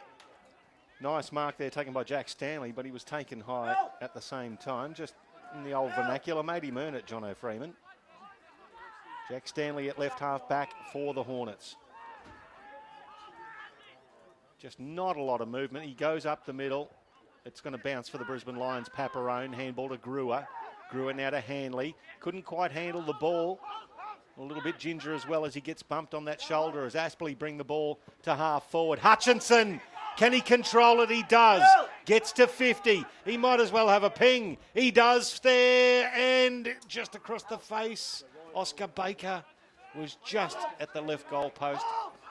There's a behind for the Hornets. So it is 5-6-36 playing 17-11, 113. Young Hanley, just in the middle of the ground. He's going to play on. He looked a bit ginger in the shoulder as Hinge goes short. Play on is the call. Puts Skinner under pressure, so Hinge will get it back. And he goes short, misses a target now, but he'll win the free kick advantage. So the Lions will still hold on to the footy. Luck's of fortune there. And coming up with his Paparone, still in the back 50. And Paparone goes to the outer side, looking for Clayton. on the bounce, can't take it. Has to apply the tackle on Warren, and he's taken Warren high. So it's giving Aspley a few chances now. And then 70 metres from goal. And the former North Melbourne player will come up, the former Kangaroo. Warren goes deep. Gross was the target, the big fist from Frost. Having the ball smothered there was Hanley, who got it from Freeman, and will have the ball thrown in 30 metres around out of side from Aspley's goal. So it is 67 points the margin. So Aspley have held the Lions to a 3-point advantage in this third term. Over the top of it there was Hinge. We've got Jake Barrett who won't get off. He's trying to get his Aspley opponent off in Reece Toy. Drags him off as the umpire throws it up. Now Freeman against Nellis. Eddie Mallon puts himself in for Aspley, tackled without the ball. Well, before he had effectively picked it up. No, it was Jake Barrett who was actually held off the contest. So Jake Barrett will chip it forward and find Clayton. That only must have just gone the required distance. Yeah, around about 6 or 7 metres, I think, Kanga. If that's the new required distance. Clayton chips it forward, finds Jake Barrett. So they're content to hold onto the ball, Brisbane, and not give Aspley a sniff at the moment. Little chipping pass finds Michael Close, who's worked very, very hard today. At both ends of the ground, he's got a couple of goals and a couple of rebound 50s, defensive efforts as well. Close, long, down the outer side. Freeman, front of the pack. Umpire signifies that the other Brisbane player was being held off the ball. It was Dougie Lawrence who held back Liam Dawson, who gets the free kick. Now he chips it forward to Jake Barrett, who has run on. Back to Dawson. Gets around his man. Now Clayton. Clayton inside 50. It's a torpedo, wobbling looking mongrel off the deck. It was a Lions player who's gone barrelling into the point post there, but it went through for one behind. So Aspley will bring the ball back in, and the Lions in front by 74 points. Joseph with a little worm burner, finds Toy to Castledine. A little bit of room to move. Backward to centre now, goes to half forward. And half back there was Freeman with Nellis. So Freeman did well on that occasion, being pushed back, but he handballs it straight to Nellis. Nellis, the left foot looking for Gross. Gross couldn't take it, so the Lions can come away. Lions gives the handball. Good work. Running through there. A couple of the academy players, but ends up with Barrett. He's just starting to rack them up. He's got 20 champion data stats up towards the young man. That time in Sloan. Can't take it. Half forward. The ball goes inside forward 50 and just getting there in time and pushing forward now was Paparone. He's gone from centre half back, and I reckon he's gone to centre half forward as Freeman has gone back. We go back and shoot for goal. Yeah, well done there, as you called it. Jake Barrett starting to rack up the stats. He's, you see him just coming towards the bench. They've just waved him back and said, nah, keep going, son. He's covering a lot of territory, and in that exchange had several sort of injections, several possessions as well. So Marco Paparone comes in, 40 metres the distance. The distance is not a problem, and neither is the accuracy. That's 18 goals for the Brisbane Lions this afternoon. And they move to a margin of 84 points, if you don't mind. 18, 12, 120. Aspley, 5, 6, 36. We played 17 and 3/4 minutes of this third quarter. 4 goals fall to the Brisbane Lions so far in this quarter, to a 1 goal, 2 from the Aspley Hornets. And again, it's just that when they do cut and run through the middle of the ground, Kanga, they've got plenty of space and plenty of room for their forwards to move into. Yeah, they do, and that's the hallmark of a good side, just know. And you see, they're just huddled, the Brisbane Lions forwards, just around about that 30 to 40 metre mark, and then they can all spread and they can put blocks on from each other. Just have the one player down deep. So Oscar McInerney in the ruck, advantage by that bounce. So the umpire will come back and do it again, throw it up in the air. So it's McInerney versus Gavin Gross. McInerney does well. Lyons puts his head over the ball, tackled. Gross did well as well, the big ruckman as he comes in. Campbell Walker Puts himself in for the Lions. Tackled by James Ives. Umpire will ball it back up in the middle. Now, Will Walbers, what's going on with him, Kanga? Because we're seeing Gavin Gross and a couple of other players in Dixon going through the ruck. Can't see him. I was just staring down, looking at the bench, trying to find him there, and I couldn't see him there. So The engineer. might be on ice. The engineer's on ice. What's going on? So Lyons goes inside forward 50, close, just palms it off, gets it to Freeman. Here's his first chance of goal and makes no mistake. He ran onto it, the big man. And the boy from Noosa via Aspley into the Brisbane Lions. He knows his ground well and pops it through. His first for the afternoon.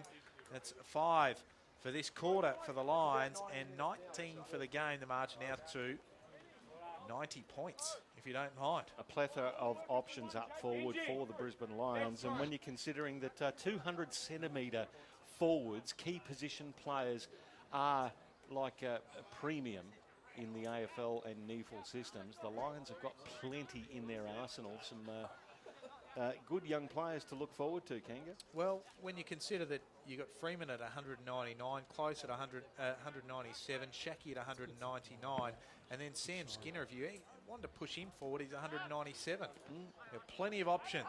The ball back. Freeman gets it at centre half forward again. Ives just tries to impart himself on the contest and impose himself. Sloan couldn't take it. Ives can. Now to Joyce. Joyce to Castledine. Very easy to spot with that headband. Just chips it up for Stanley and just killed off by Jack Payne. Plus 91 in the disposal department, Kanga. 65 marks to 34. Just getting into that space and sharing the ball, the Brisbane Lions. The inside 50 count, 42 to 27. So we get this throw in happening. Right on the 50-metre arc. Well done by Gross. Puts it to Aspley's advantage. Coughlin tackled immediately. Nothing doing for the young fella, and there'll be a ball up. Nice bit of tackling work there from Luke O'Sullivan, who's also kicked a goal. The other academy product, McInerney. Again, Gross did very well. Here's Campbell Walker. Could have copped high contact, nothing doing. Aspley through Holman. Now Ben Warren. Tackled by William. Dropped down on the boundary line. Umpire says we'll ball it up right next to the boundary line, 40 metres out from the Aspley goal. 48 tackles to 46, so the Lions are doing it all over the statistics sheet this afternoon. 90 points the margin. McInerney and Gross, no real clear winner. Ball spills free. Mallon will try and run onto it here. He's under hot pursuit. It was Barlow, and coming through there was Ives, and just rushed in the finish. I thought Ives might have got a toe to it at some stage, but not to be. As the Lions, they try to get their way clear. And Brewer, he wins the 50. He got the mark.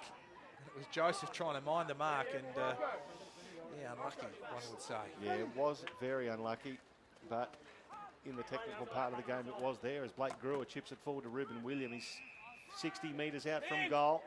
He's got Jansen on the lead. He kicks it in the McInerney direction. Oh, the big fella almost held it at the front of the pack. Puts it over the boundary line. It'll be a throw in the right forward pocket for the Brisbane Lions. It is 89 points the margin. We've played around about 22 and a half minutes of the third term here on NEAFL TV. Beautiful afternoon for football in southeast Queensland. And we've got McInerney versus Gross in the ruck. McInerney grabbed it and then dropped it onto his boot. Aspley have the numbers. Barlow, can they get it out? Now he's kicked it to the commentary box wing. How's this going to bounce? Straight up. Nellis. Frost overruns it. Well done there by Skinner. And who chips it to Jake Barrett, who's ridden into the ground by Barlow and lets him know about it too. Two fiery characters in Jakey Barrett and Ed Barlow. Well, Ken Olaf doesn't win any points for being clean. Ball inside forward 50, going around the corner with Dawson there. He was looking for a target, but the ball spilled and ran over the line for a behind. They extend the margin out to 90 points once again. Aspley take off through Joseph, go down the other side, it bounces in front of Toy.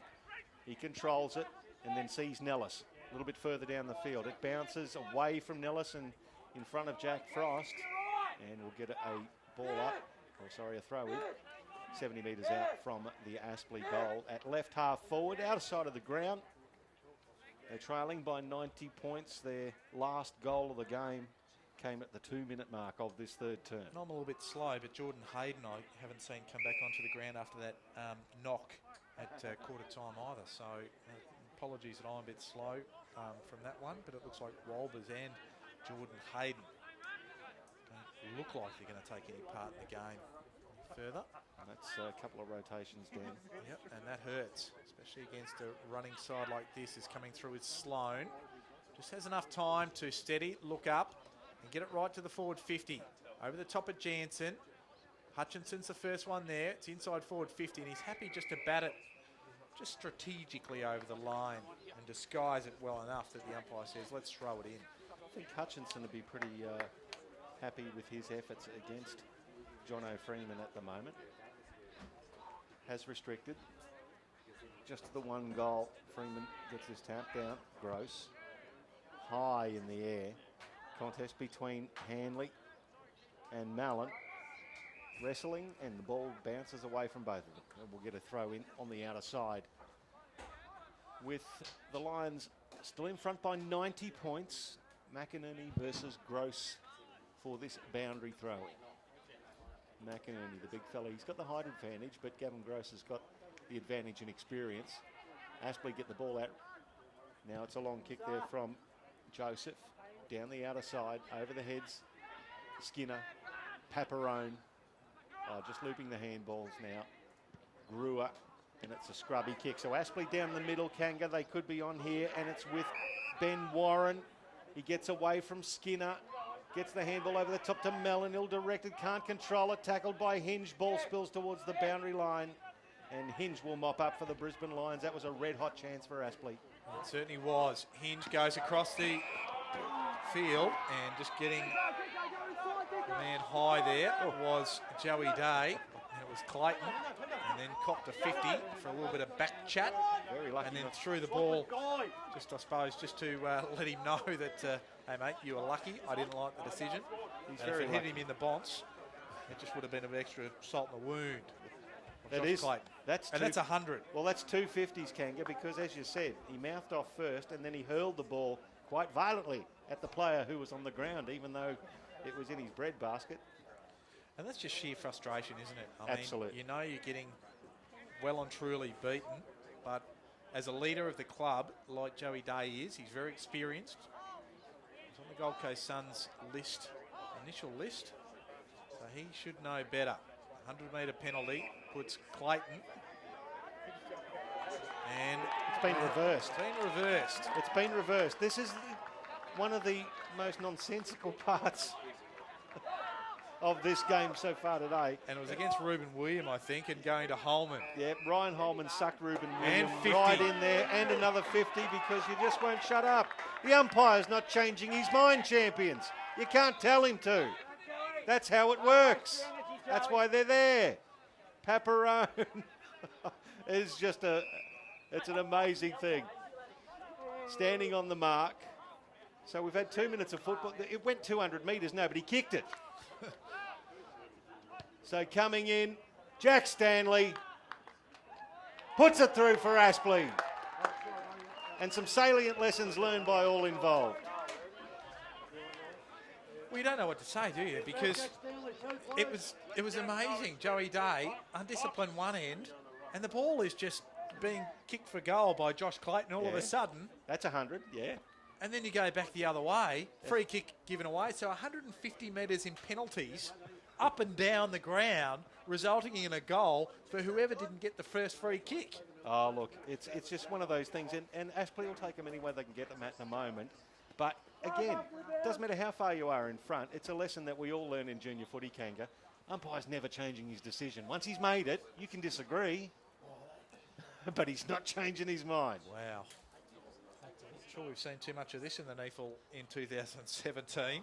So 84 points the margin in favour of the Brisbane Lions. So the ball will be thrown up back in the middle. Wasn't one of the umpire's better bounces, and he said, yep, I'll cop that and throw it up. Give everybody a chance. So it'll be Gross and McInerney. McInerney, Brewer, He couldn't take it with him, but Toy, he could, and get it to half forward.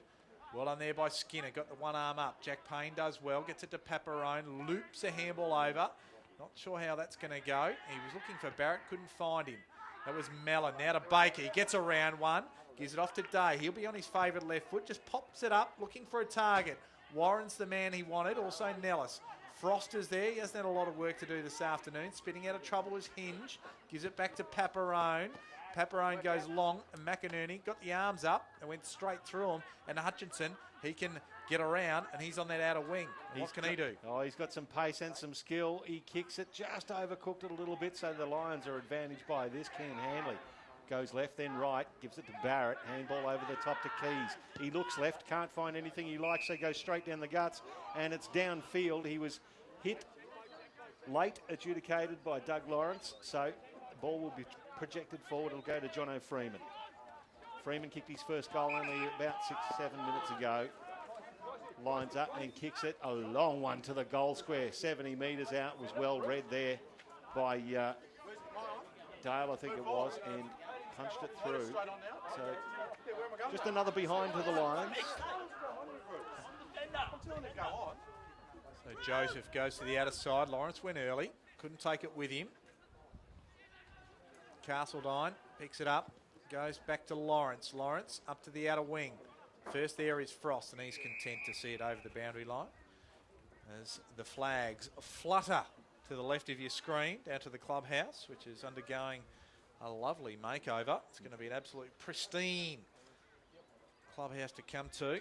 Massive refurbishment, isn't it? The ball back in, McInerney, the outer wing. Toy will be first there. Brewer lays a tackle. And he ran into Lyons. A bit unfortunate, but it's a free kick nonetheless as he copped a high one, did Reece Toy. Halfback. So Toy chips it in board. Oh, well done there. It was Callum Castledine in the headgear who came across to Henry Joyce, put him under pressure. Clayton just threw him to ground, sits on him. Umpire's just going to say the ball was tucked underneath him, didn't have a chance. It was a great tackle there by Josh Clayton. He's got into the face of a couple of the prime movers for Aspley. He was doing some great work on Ed Barlow early. It smacked forward for the Lions, but well done by Toy. Oh, he's tackled by two. Still managed to get the ball away. Well done. Tough work there from Reece Toy. Now Ives finds Ryan Holman. Right on the boundary line in front of the interchange gates. Looking inboard and then retreating back to half back. And this is where the Lions have had the sort of held up Kanga. There's no outlets to change direction or to cross the field. And then when they're forced to kick up the Lions have got timber like Paparone. Nobody really presenting there as Paparone goes to the middle of the ground, looking for the run of Keys. Joseph in hot pursuit, the Tasmanian, but Keys just turns around and just shimmies before he gives it to Ruben. But ultimately, the siren goes as we see a little bit of to-do there. And it's Clayton and Argus, who didn't like the treatment, Argus, that he got earlier from Clayton when he was trying to shepherd Argus. And this isn't going to do anybody any favours. This is just nothing but sheer frustration. Yeah, it is a little frustrating. You can see Matt Argus, he was getting frustrated with Clayton, who tried to show some superiority. And now it's just a matter of just peeling off, getting into your three-quarter time huddle, but you've got to also represent without going a bit silly, Ken. Yeah, you do, and it's still going on. And one of the perpetrators, Matt Argus, has actually walked away from this. Yeah, strangely enough, he's grabbing a water, looking for the huddle, and everybody's back in there. I was about to say, it was Argus and Clayton, and they're the two furthest away from what's going on now. Obviously, Callum Castledine, he caught one in the melon a little bit earlier, so he's getting involved as well. Look, they're still feeling in it, and that's what you want to see is a bit of passion going on at the moment for the Aspley Hornets. They are trailing at the minute. Three-quarter time, it is 85 points the margin after they trailed by 64 at halftime and 40 at quarter time. We will be back with the final quarter very shortly. It'll be a cracker, and we'll be with you on NEAFL TV.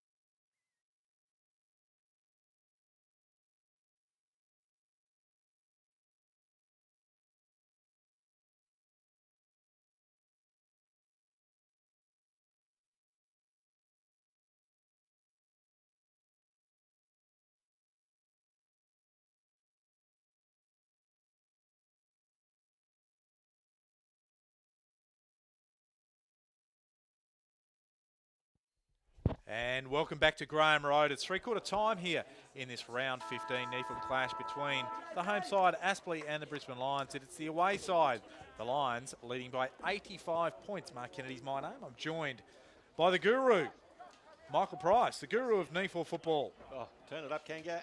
Look, a pleasure to be here at Graham Road, Aspley. Beautiful day in southeast Queensland. Not a cloud in the sky, a little bit of wind, and around about 24 degrees. It's exactly what you'd like in a summer's day in most parts of the world. We call it winter here in Queensland.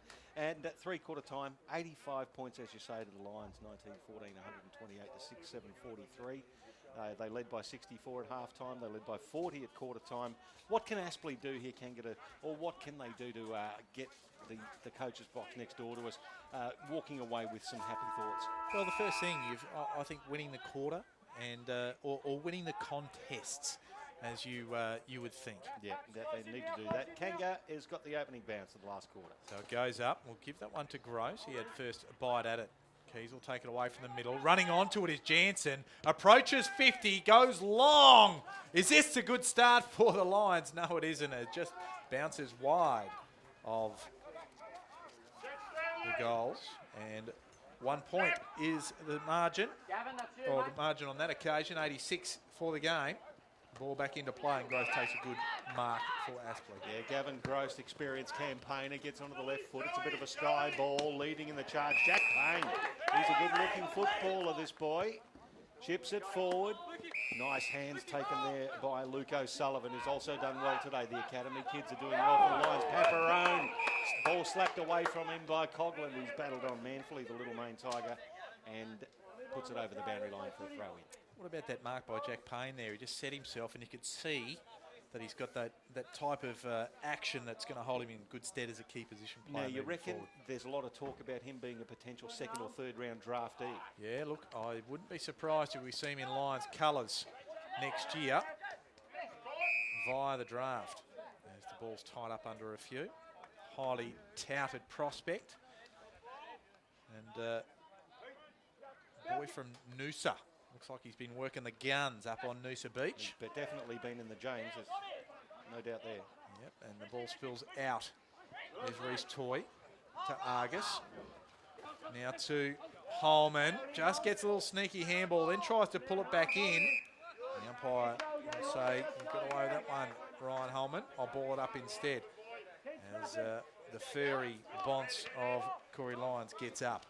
McInerney tries to tap it down and then tries to pick it up, does so. Can't get his boot to ball. Ends up just scrubbing it forward. John O'Freeman busts through. Well done. Good strength. Gets it to Keys. Keys hits a pass. Oh, great spoil by Hutchinson. Got it away from Shackey. That was just about to hit the Lion logo. And a great spoil from the Aspley defender. And they'll be able to rebound here with Stanley. Good stuff from Hutchinson. He was. Good closing speed. That's what we know of him. Stanley goes down the line. Wasn't the best kick, but Oscar Baker makes it work. Gives it to Barlow. It was a very nice handball. Now Barlow gets it off to Joey Day. Day just centres it up. Just to the advantage of, or looking for the advantage of Joyce, but it actually was to the advantage of Clayton. Clayton gets it to Close. And he just throws it over his shoulder. Umpire says play on.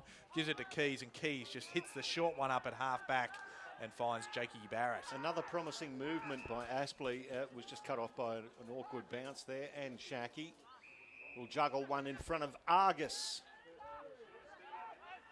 Little stagnant. They've got movement in the corridor with Jake Barrett. Now it's to the advantage of Freeman at the back. He did well. Oh, good work from the Aspley defender there, and Joseph brought it to ground. They've saved a couple of goals there, Aspley, as Mellon tries to control it. Jansen puts himself in, steals the ball, gives it to Keys. Keys the left foot, and it's going to hit Jake Barrett 30 metres out on a slide angle. Good recovery, but they couldn't hold it. Oh, he's seen something he likes. Freeman is free, and Barrett unselfishly gives it to the big man 30 metres out, more or less directly in front. He keeps bobbing up with possessions, doesn't he, Jake Barrett? But what about the play of Jared Jansen in the middle there? He just stole it from there. And you can see the difference in the way the two sides go about it. I think it might have been Mellon trying to come through with the one hand and take it with him. Whereas the Lions just, professional units, they can just take that and just grab it and go with it.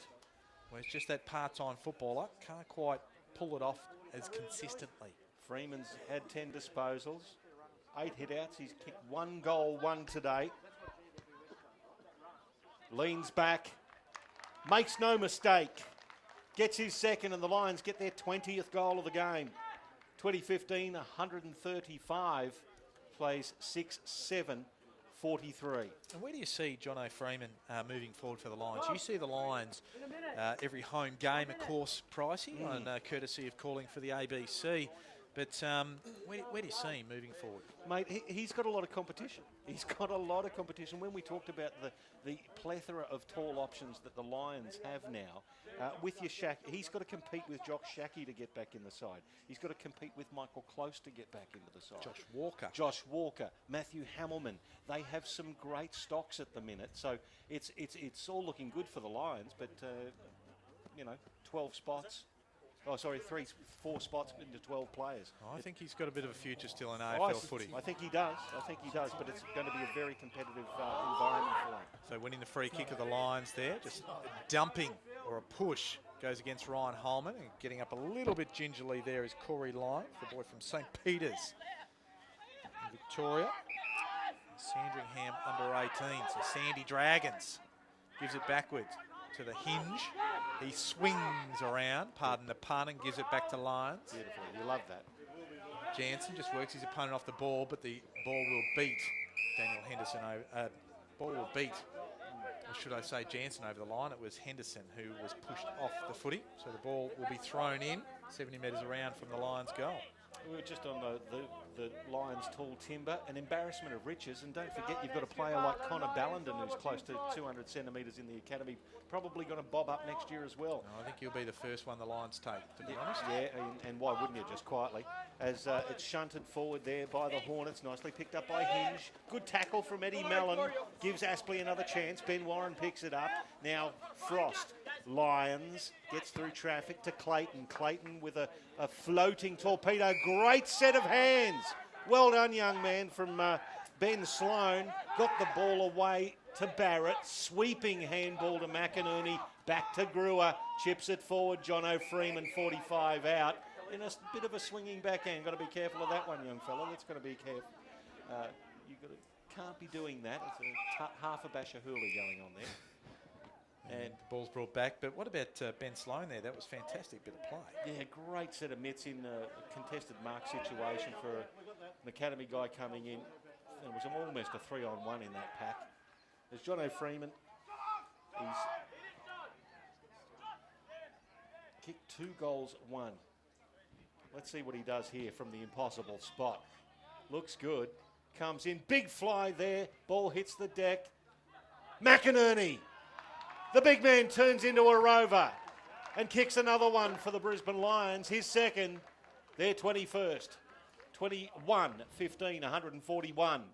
Plays Aspley 6-7, 43. It is a 98-point ball game. Well, the Aspley defence just actually tried to rush it then and put it over for a behind and get the reset, but that possession actually just went straight into the bodies of a few players and rebounded to McInerney. And when you're that big and tall and skillful, you don't have to have too many chances. And Oscar McInerney, we've talked about him a few times, and he's had a bit of an armchair ride in the ruck this afternoon against a player that is injured, Will Walbers, who's gone off the ground. Hurt his coccyx, we're told. And Oscar McInerney's been very good. I was going to say, Kanga, 49 hit-outs last week as well, and he's had a crack today. He's had 37. And he goes again. He'll get another one there. He was looking for Keys. Keys gets it to half forward. Well fed out there by Walker. Goes off to Paparone, and Paparone finds Shackey inside forward 50. Made to earn it there by Hutchinson on that occasion. And if he lines them up, he can go back and look for number 6, but he chooses not to and gets the man on the lead, and they combine beautifully. Oh, yeah. He and Michael Close. It's just like peanut butter and jam. And jelly, mate. Well, we call it jam in Australia.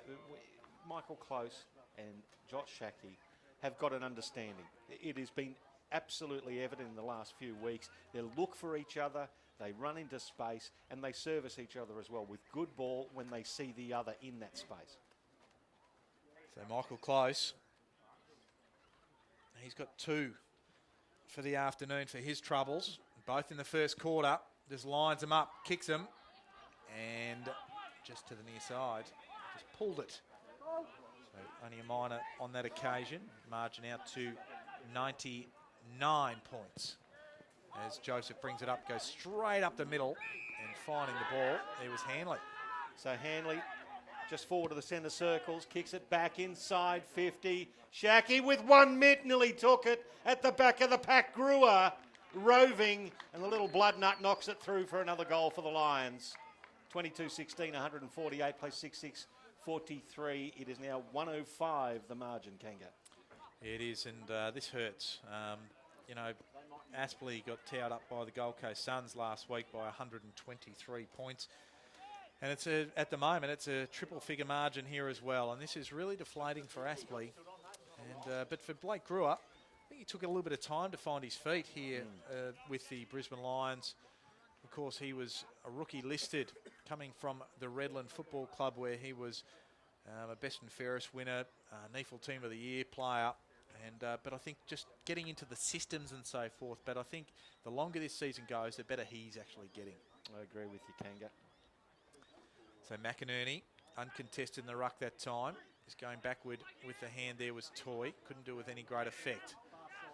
Greer tries hard again. Lyons, he spreads it off to Jake Barrett. Barrett with a little chipping ball finds Shackey on the second bite. He just chips it up and finds Dawson. I was almost going to say, just muscle memory.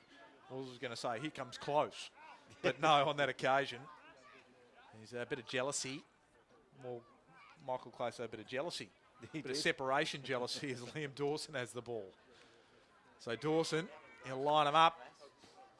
He'll kick it from 40 on a 45-degree angle. Comes in, looks like it's across the face. Won't go the distance, and Michael Hutchinson just whacks it over his head. He probably would have been happy with the behind, but instead he hit it out of bounds, and we'll have a throw-in beside the behind post. Played 11 and a half minutes of the final term here at Graham Road. 105 points the margin. Aspley yet to score in this quarter. The Lions have kicked a few. Slapped down by Barrett. Barrett over the head of Paparone. It's with Holman now. Shoots a handball forward. Callum Castledine gets away from his opponent. Looks for Baker. Overshoots the kick. Kean Hanley read it best and now uses his pace to effect. But the kick smothered. Well done. Now Oscar Baker talking about pace. Let's see what he can do. He kicks it in the direction of Warren. Warren got into the back of his opponent there. Well, I'm not sure that one was there, no, personally. Well, I don't think he used his hands at all. I think it was some body movement, but a free kick went against Warren, and it's with the Lions. Clayton now kicks it along up the commentary wing. Shackey was just bumped out of it by Hutchinson, who's done some very good things, but taken high by Shackey. Will win the free kick as well. Matt Argus gets involved, as is his wont. Bit of a agitator. So Toy back to Joseph. Goes up looking for Ben Warren. Good fist there by Frost. He's been resolute in defence. Hasn't had a stack to do today, but he's done it well. Paparone, who got it from William, and then Close just comes through. And just for his trouble, just barrels Doug Lawrence. So go out the outer side. Got some runners here. It's O'Sullivan. Greer. Just feed it out there. Keys. And on the lead coming out was Dawson. The fluoro boots combine. Barrett goes around the corner. Oh, well done. The handball comes out. And then chipping it around the corner was Lyons. And Lyons for the goal. A Lyons goal. That's about what I can say there. And that's his first for the afternoon. And Corey Lyons, he has been very heavily involved. 24 disposals, 10 tackles. So he's been in and under, it's fair to say, and in the hard stuff and allowing the run and carry to happen for the Brisbane Lions. 8 clearances as well, but I love the work there of Campbell Walker. The young fella, one of the Lions Academy products, just received the ball on the hop and just got it out with very quick hands, deft hands, and gave Lions a chance to kick that goal. Well done to him. 154 plays 43. It's 111 points. We've played 14 minutes of the final term on NEAFL TV. McInerney, the tap down to Barrett gets it into Brewer. Brewer, it's a cute kick looking for Lyons. Day overruns it. Lyons gets involved. Brewer again through hands. It's back with Keys. Confidence is a wonderful thing, isn't it? Ruben William now in the middle of the ground. He's going to kick it now to O'Sullivan. Gets it to 55. O'Sullivan, eyes wide open, sees a lead and hits Liam Dawson. 45 metres out, 45-degree angle. Now Dawson's kicked a couple. What will he do here? He's looking inboard, sees a lead, misses the target. Well read there. I think it's Joseph who did the good defensive work, brings it out to Ben Warren on the commentary wing. Well done there. Aspley held strong there, down the line. Payne with Gross. Well done. Got the spoil and then just batted it forward. Running onto it there was Ives. Now to Warren. They'll go backwards. Jack Stanley. Stanley just goes high and long. Reece Toy is the tallest man there for Aspley. Williams there with him. The swooping on it there is Hanley. Tries to get around a couple. That is not a good kick. He kicks it straight to Gavin Gross. So Gross goes long. Oscar Baker is there with Clayton. And Oscar Baker, I was going to say worked his man, did all the hard work and then couldn't take it with him. And the Lions will mop it up and it's Paparone puts it in the path of Corey Lyons. Yeah, good call, Kanga. The Ginger Ninja got rid of his man and then dropped the agate as Brisbane bring the ball down the outer side. Oh, the young fella takes him on too. Why not show some confidence? Luke O'Sullivan pins him back, kicks it over the head of his teammate there in Sloane. Aspley will get out through. Joyce, handball to Barlow. Barlow sucks in a man and then lobs one back over to Joyce to the edge of the centre square. He just kicks a wild, indiscriminate kick inside forward 50. It's actually going to work out nicely for Aspley. It's going to roll over the boundary line for a throw in the right forward pocket. Yeah, it was Jack Frost who was leading the way there, and it just would have been another rebound 50 for Brisbane. So it is probably the best result for Aspley under the circumstances. Ball back into play. McInerney, clear advantage. Barlow just scoops it with one hand, feeds it off to Coughlin. He can line him up, but instead just prays for rain and kicks it that high that he almost found it, but it's not up there at the moment. It's Paparone. He won the footy. Brewer, he got it on the bounce. He did well. Still inside defensive 50. Just chips it up, looking for Dawson, and a good set of hands. Good set of dukes for the Dawson. He's got some strong mitts, hasn't he, Liam Dawson? Did well there in front of Jack Stanley. Goes down the line. Freeman's there. Lawrence is right there with him. You can tell that Jono Freeman's a bit frustrated.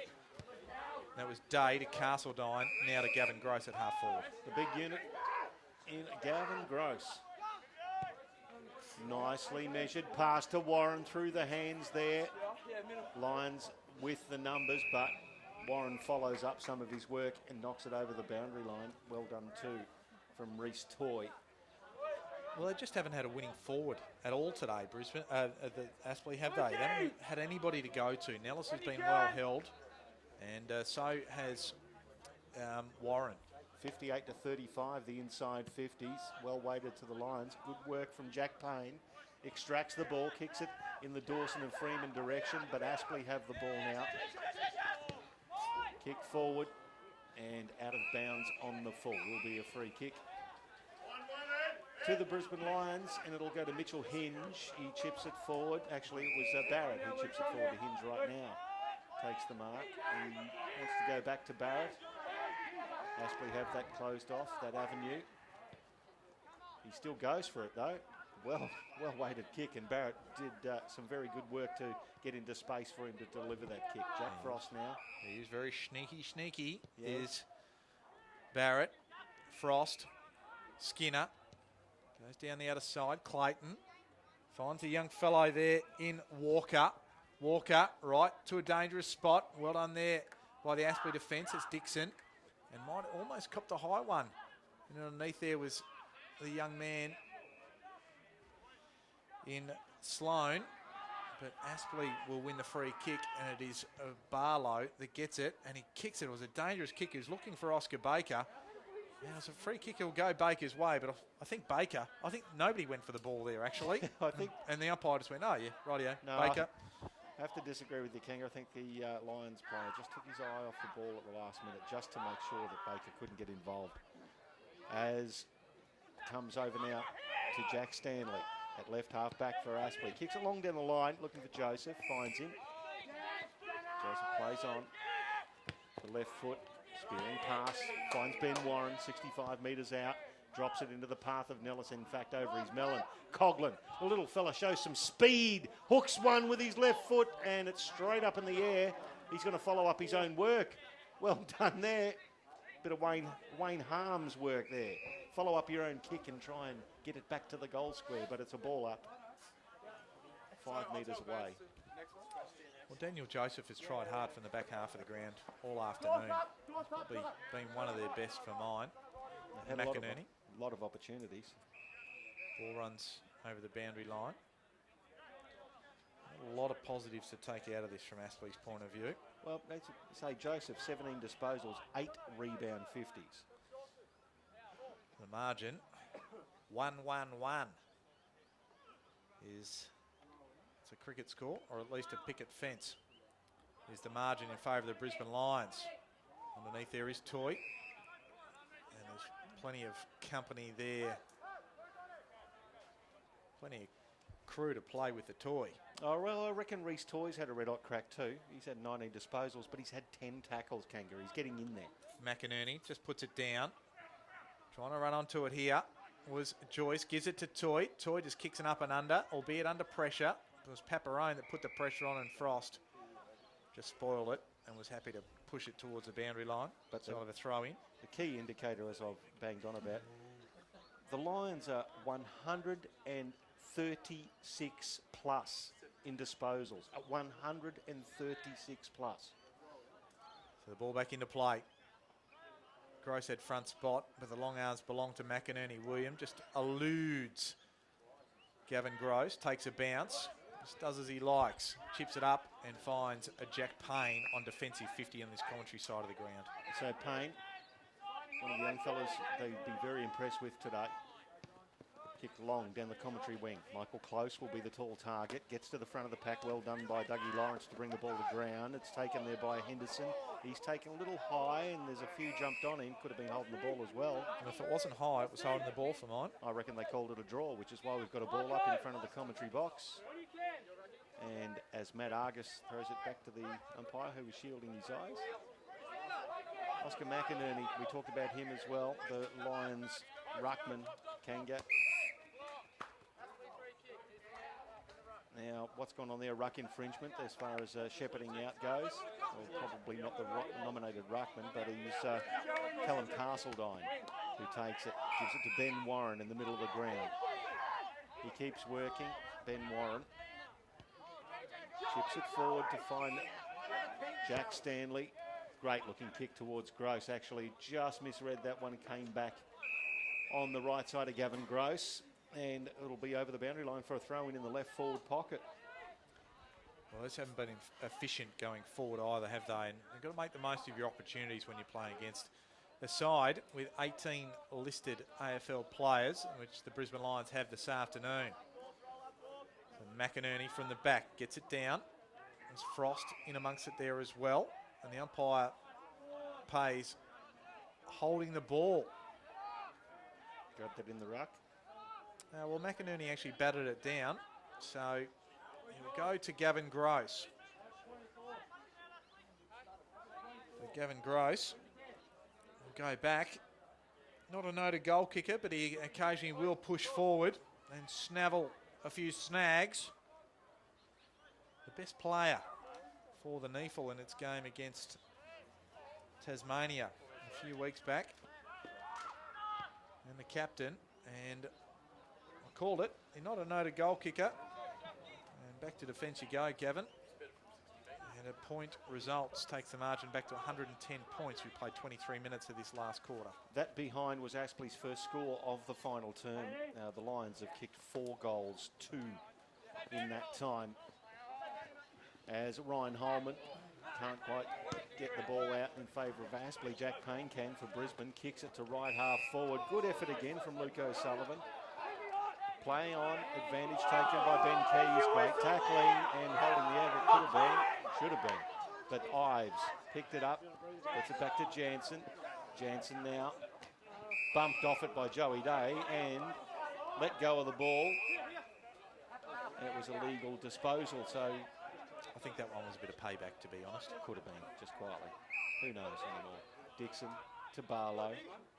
And the number 47, he started off in number 14. It was torn asunder in a little bit of a stink in the first quarter.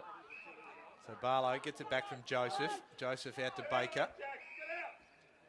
He looked to run, but with Barrett on the mark, I think he wisely went back and said, no, not a great deal of option there. So I'll just keep going backward here to Barlow. Barlow finds a target out wider and goes out towards Reece Toy. McInerney's there with him. He played on, and he called that he'd gone around the mark there, Reece Toy, and McInerney, he wanted to take the ruckman on, but the long go-go gadget arms were there to grab him. They certainly were. When you're around about 200 centimetres, the arms usually follow. The kick wasn't a good one. That's Dixon in the 46. Now Aspley will try and make something here. Baker applies the pressure. The ball stuck under, and the umpire will ball it up. So the inside 50s can get 59 to 38. From that 59, the Lions have had 39 scores.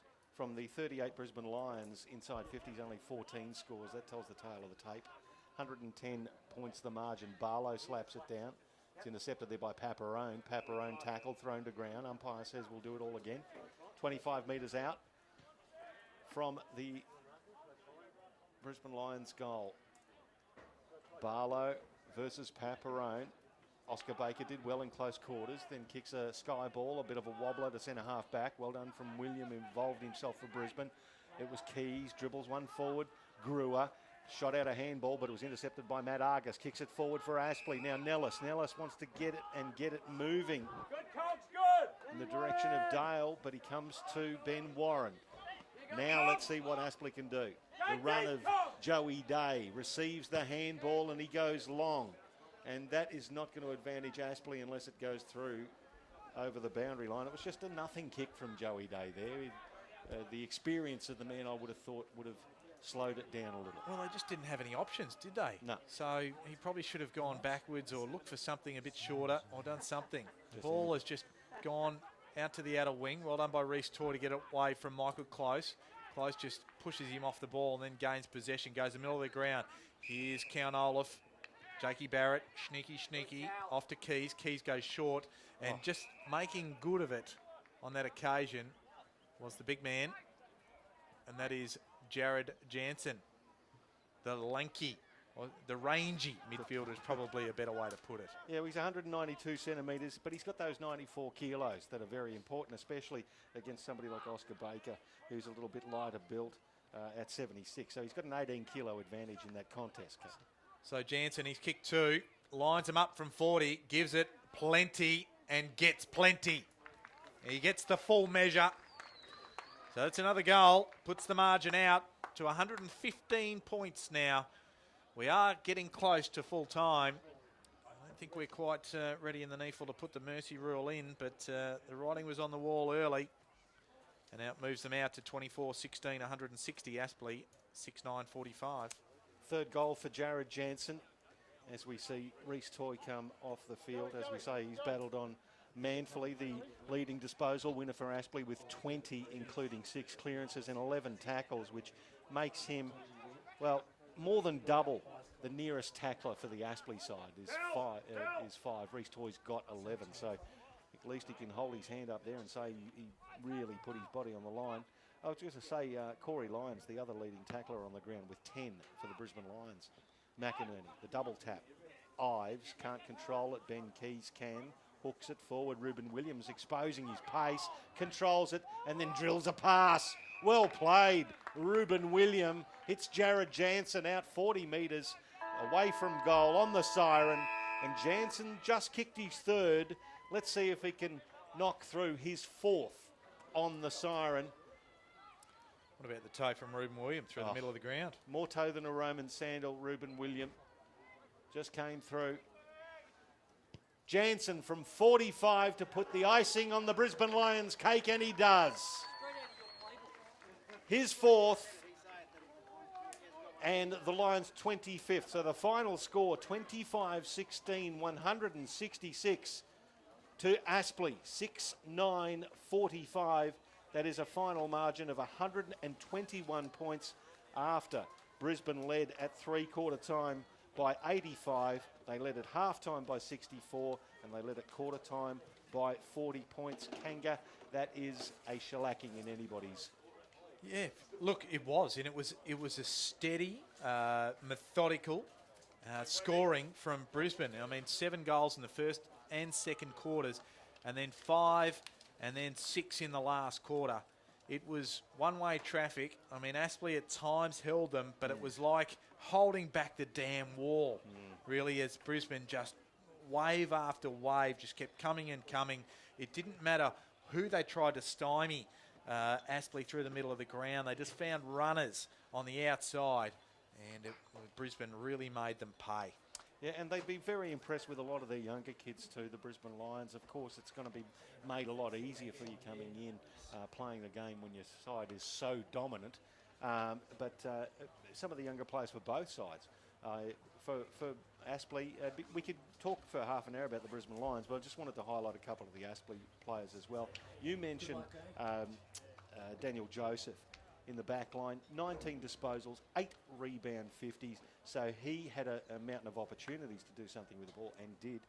Reece Toy, as I said, 20 disposals, he had 6 clearances and 11 tackles. Oscar Bakers, Ed Barlow, Gavin Gross, Ben Warren, they had a crack with 16 disposals each as well. But for the Brisbane Lions, they did it all across the field, and they shared the goals as well. Even Jared Jansen bobbing up with 4 at the end. Just it showed their depth. They had 18-odd AFL listed players in today, and it showed their class, the bigger bodies, the strength. Look, and you know, I think going back 12 months, Aspley would put up a really competitive fight against an AFL side, even with 18 players, but they're just not quite the side that they have been over the last 4 or 5 years. They have challenged, they've really stepped up and so forth, but I think we're just sort of seeing a changing of the guard at Aspley at the moment. They were 2 rotations down pretty early with Walbers and also Jordan Hayden taking very little part in the game after quarter time, if any. And, you know, but still, you're just used to a couple of those soldiers that have been in that Aspley lineup just really sort of presenting themselves a bit better than what I suppose we've shown. What really was shown today. Well, they had a few outs as well, as we know. The accumulator, Matthew Payne, not playing for Aspley. They also lost Clinton French, who was injured. Ryan Thompson's injured. So you brought in a couple of youngsters, Castledine and Dale as well. Not to make excuses as well, but those experienced players, Payne, French and Thompson, could have made a bigger difference. They might not make up the 111-point difference as it was in the end. 121 points, I should say, as it was in the end. But they would have added some more starch to the trouser department, I suppose, before Aspley. Yeah, look, it wouldn't have made any difference to the result, but you know, it might have kept it within triple figures. To be bluntly honest about it. Well, the goal scorers for the Lions. How about these guys? You've got 5 for Josh Shackey, another welcome return for Josh Shackey. 4 goals to Jared Jansen. You also had 2 to Michael Close, McInerney, Dawson and Freeman with 2 each. And Ben Sloan, O'Sullivan, Kean Hanley, Brewer, Lyons, Paparone and Barrett, all with singles. For Aspley, it was basically Oscar Baker with 2, Jack Coughlin with 2, and Eddie Mallon with 1. Who was the last one? We also had Jack Stanley. That's it. Yep. So there you go. So that's it, Kanga. 121 points the margin. Now, that is going to dramatically hit Aspley's percentage as well. They're just sitting at 6th on the NEAFL ladder at the moment with a lowish percentage. It'll be very interesting to see the rest of those results and how they go. The Lions have just increased theirs. So between Sydney and Brisbane, their 2 percentages will be absolutely awesome on the NEAFL ladder. Well, we thought Southport were gone a couple of weeks ago, but they come back into a little bit of the calculation. They play Canberra next week, who haven't been travelling wonderfully. And, of course, Aspley play the NT Thunder up in Darwin next week, so there's no easy get for them up there. Of course, NT Thunder currently playing Redland as we speak. You know, so there's still, I suppose, a final spot alive. I don't think Aspley will fall out of the finals personally, but Southport will think they're a bit of a sniff. Well, it's amazing when you consider where they've come from as well. But here at Graham Road at Aspley, round 15, NEAFL action, it was 121 points the margin in favour of the Brisbane Lions. Michael Price and Mark Kennedy bidding you farewell from Graham Road and NEAFL TV.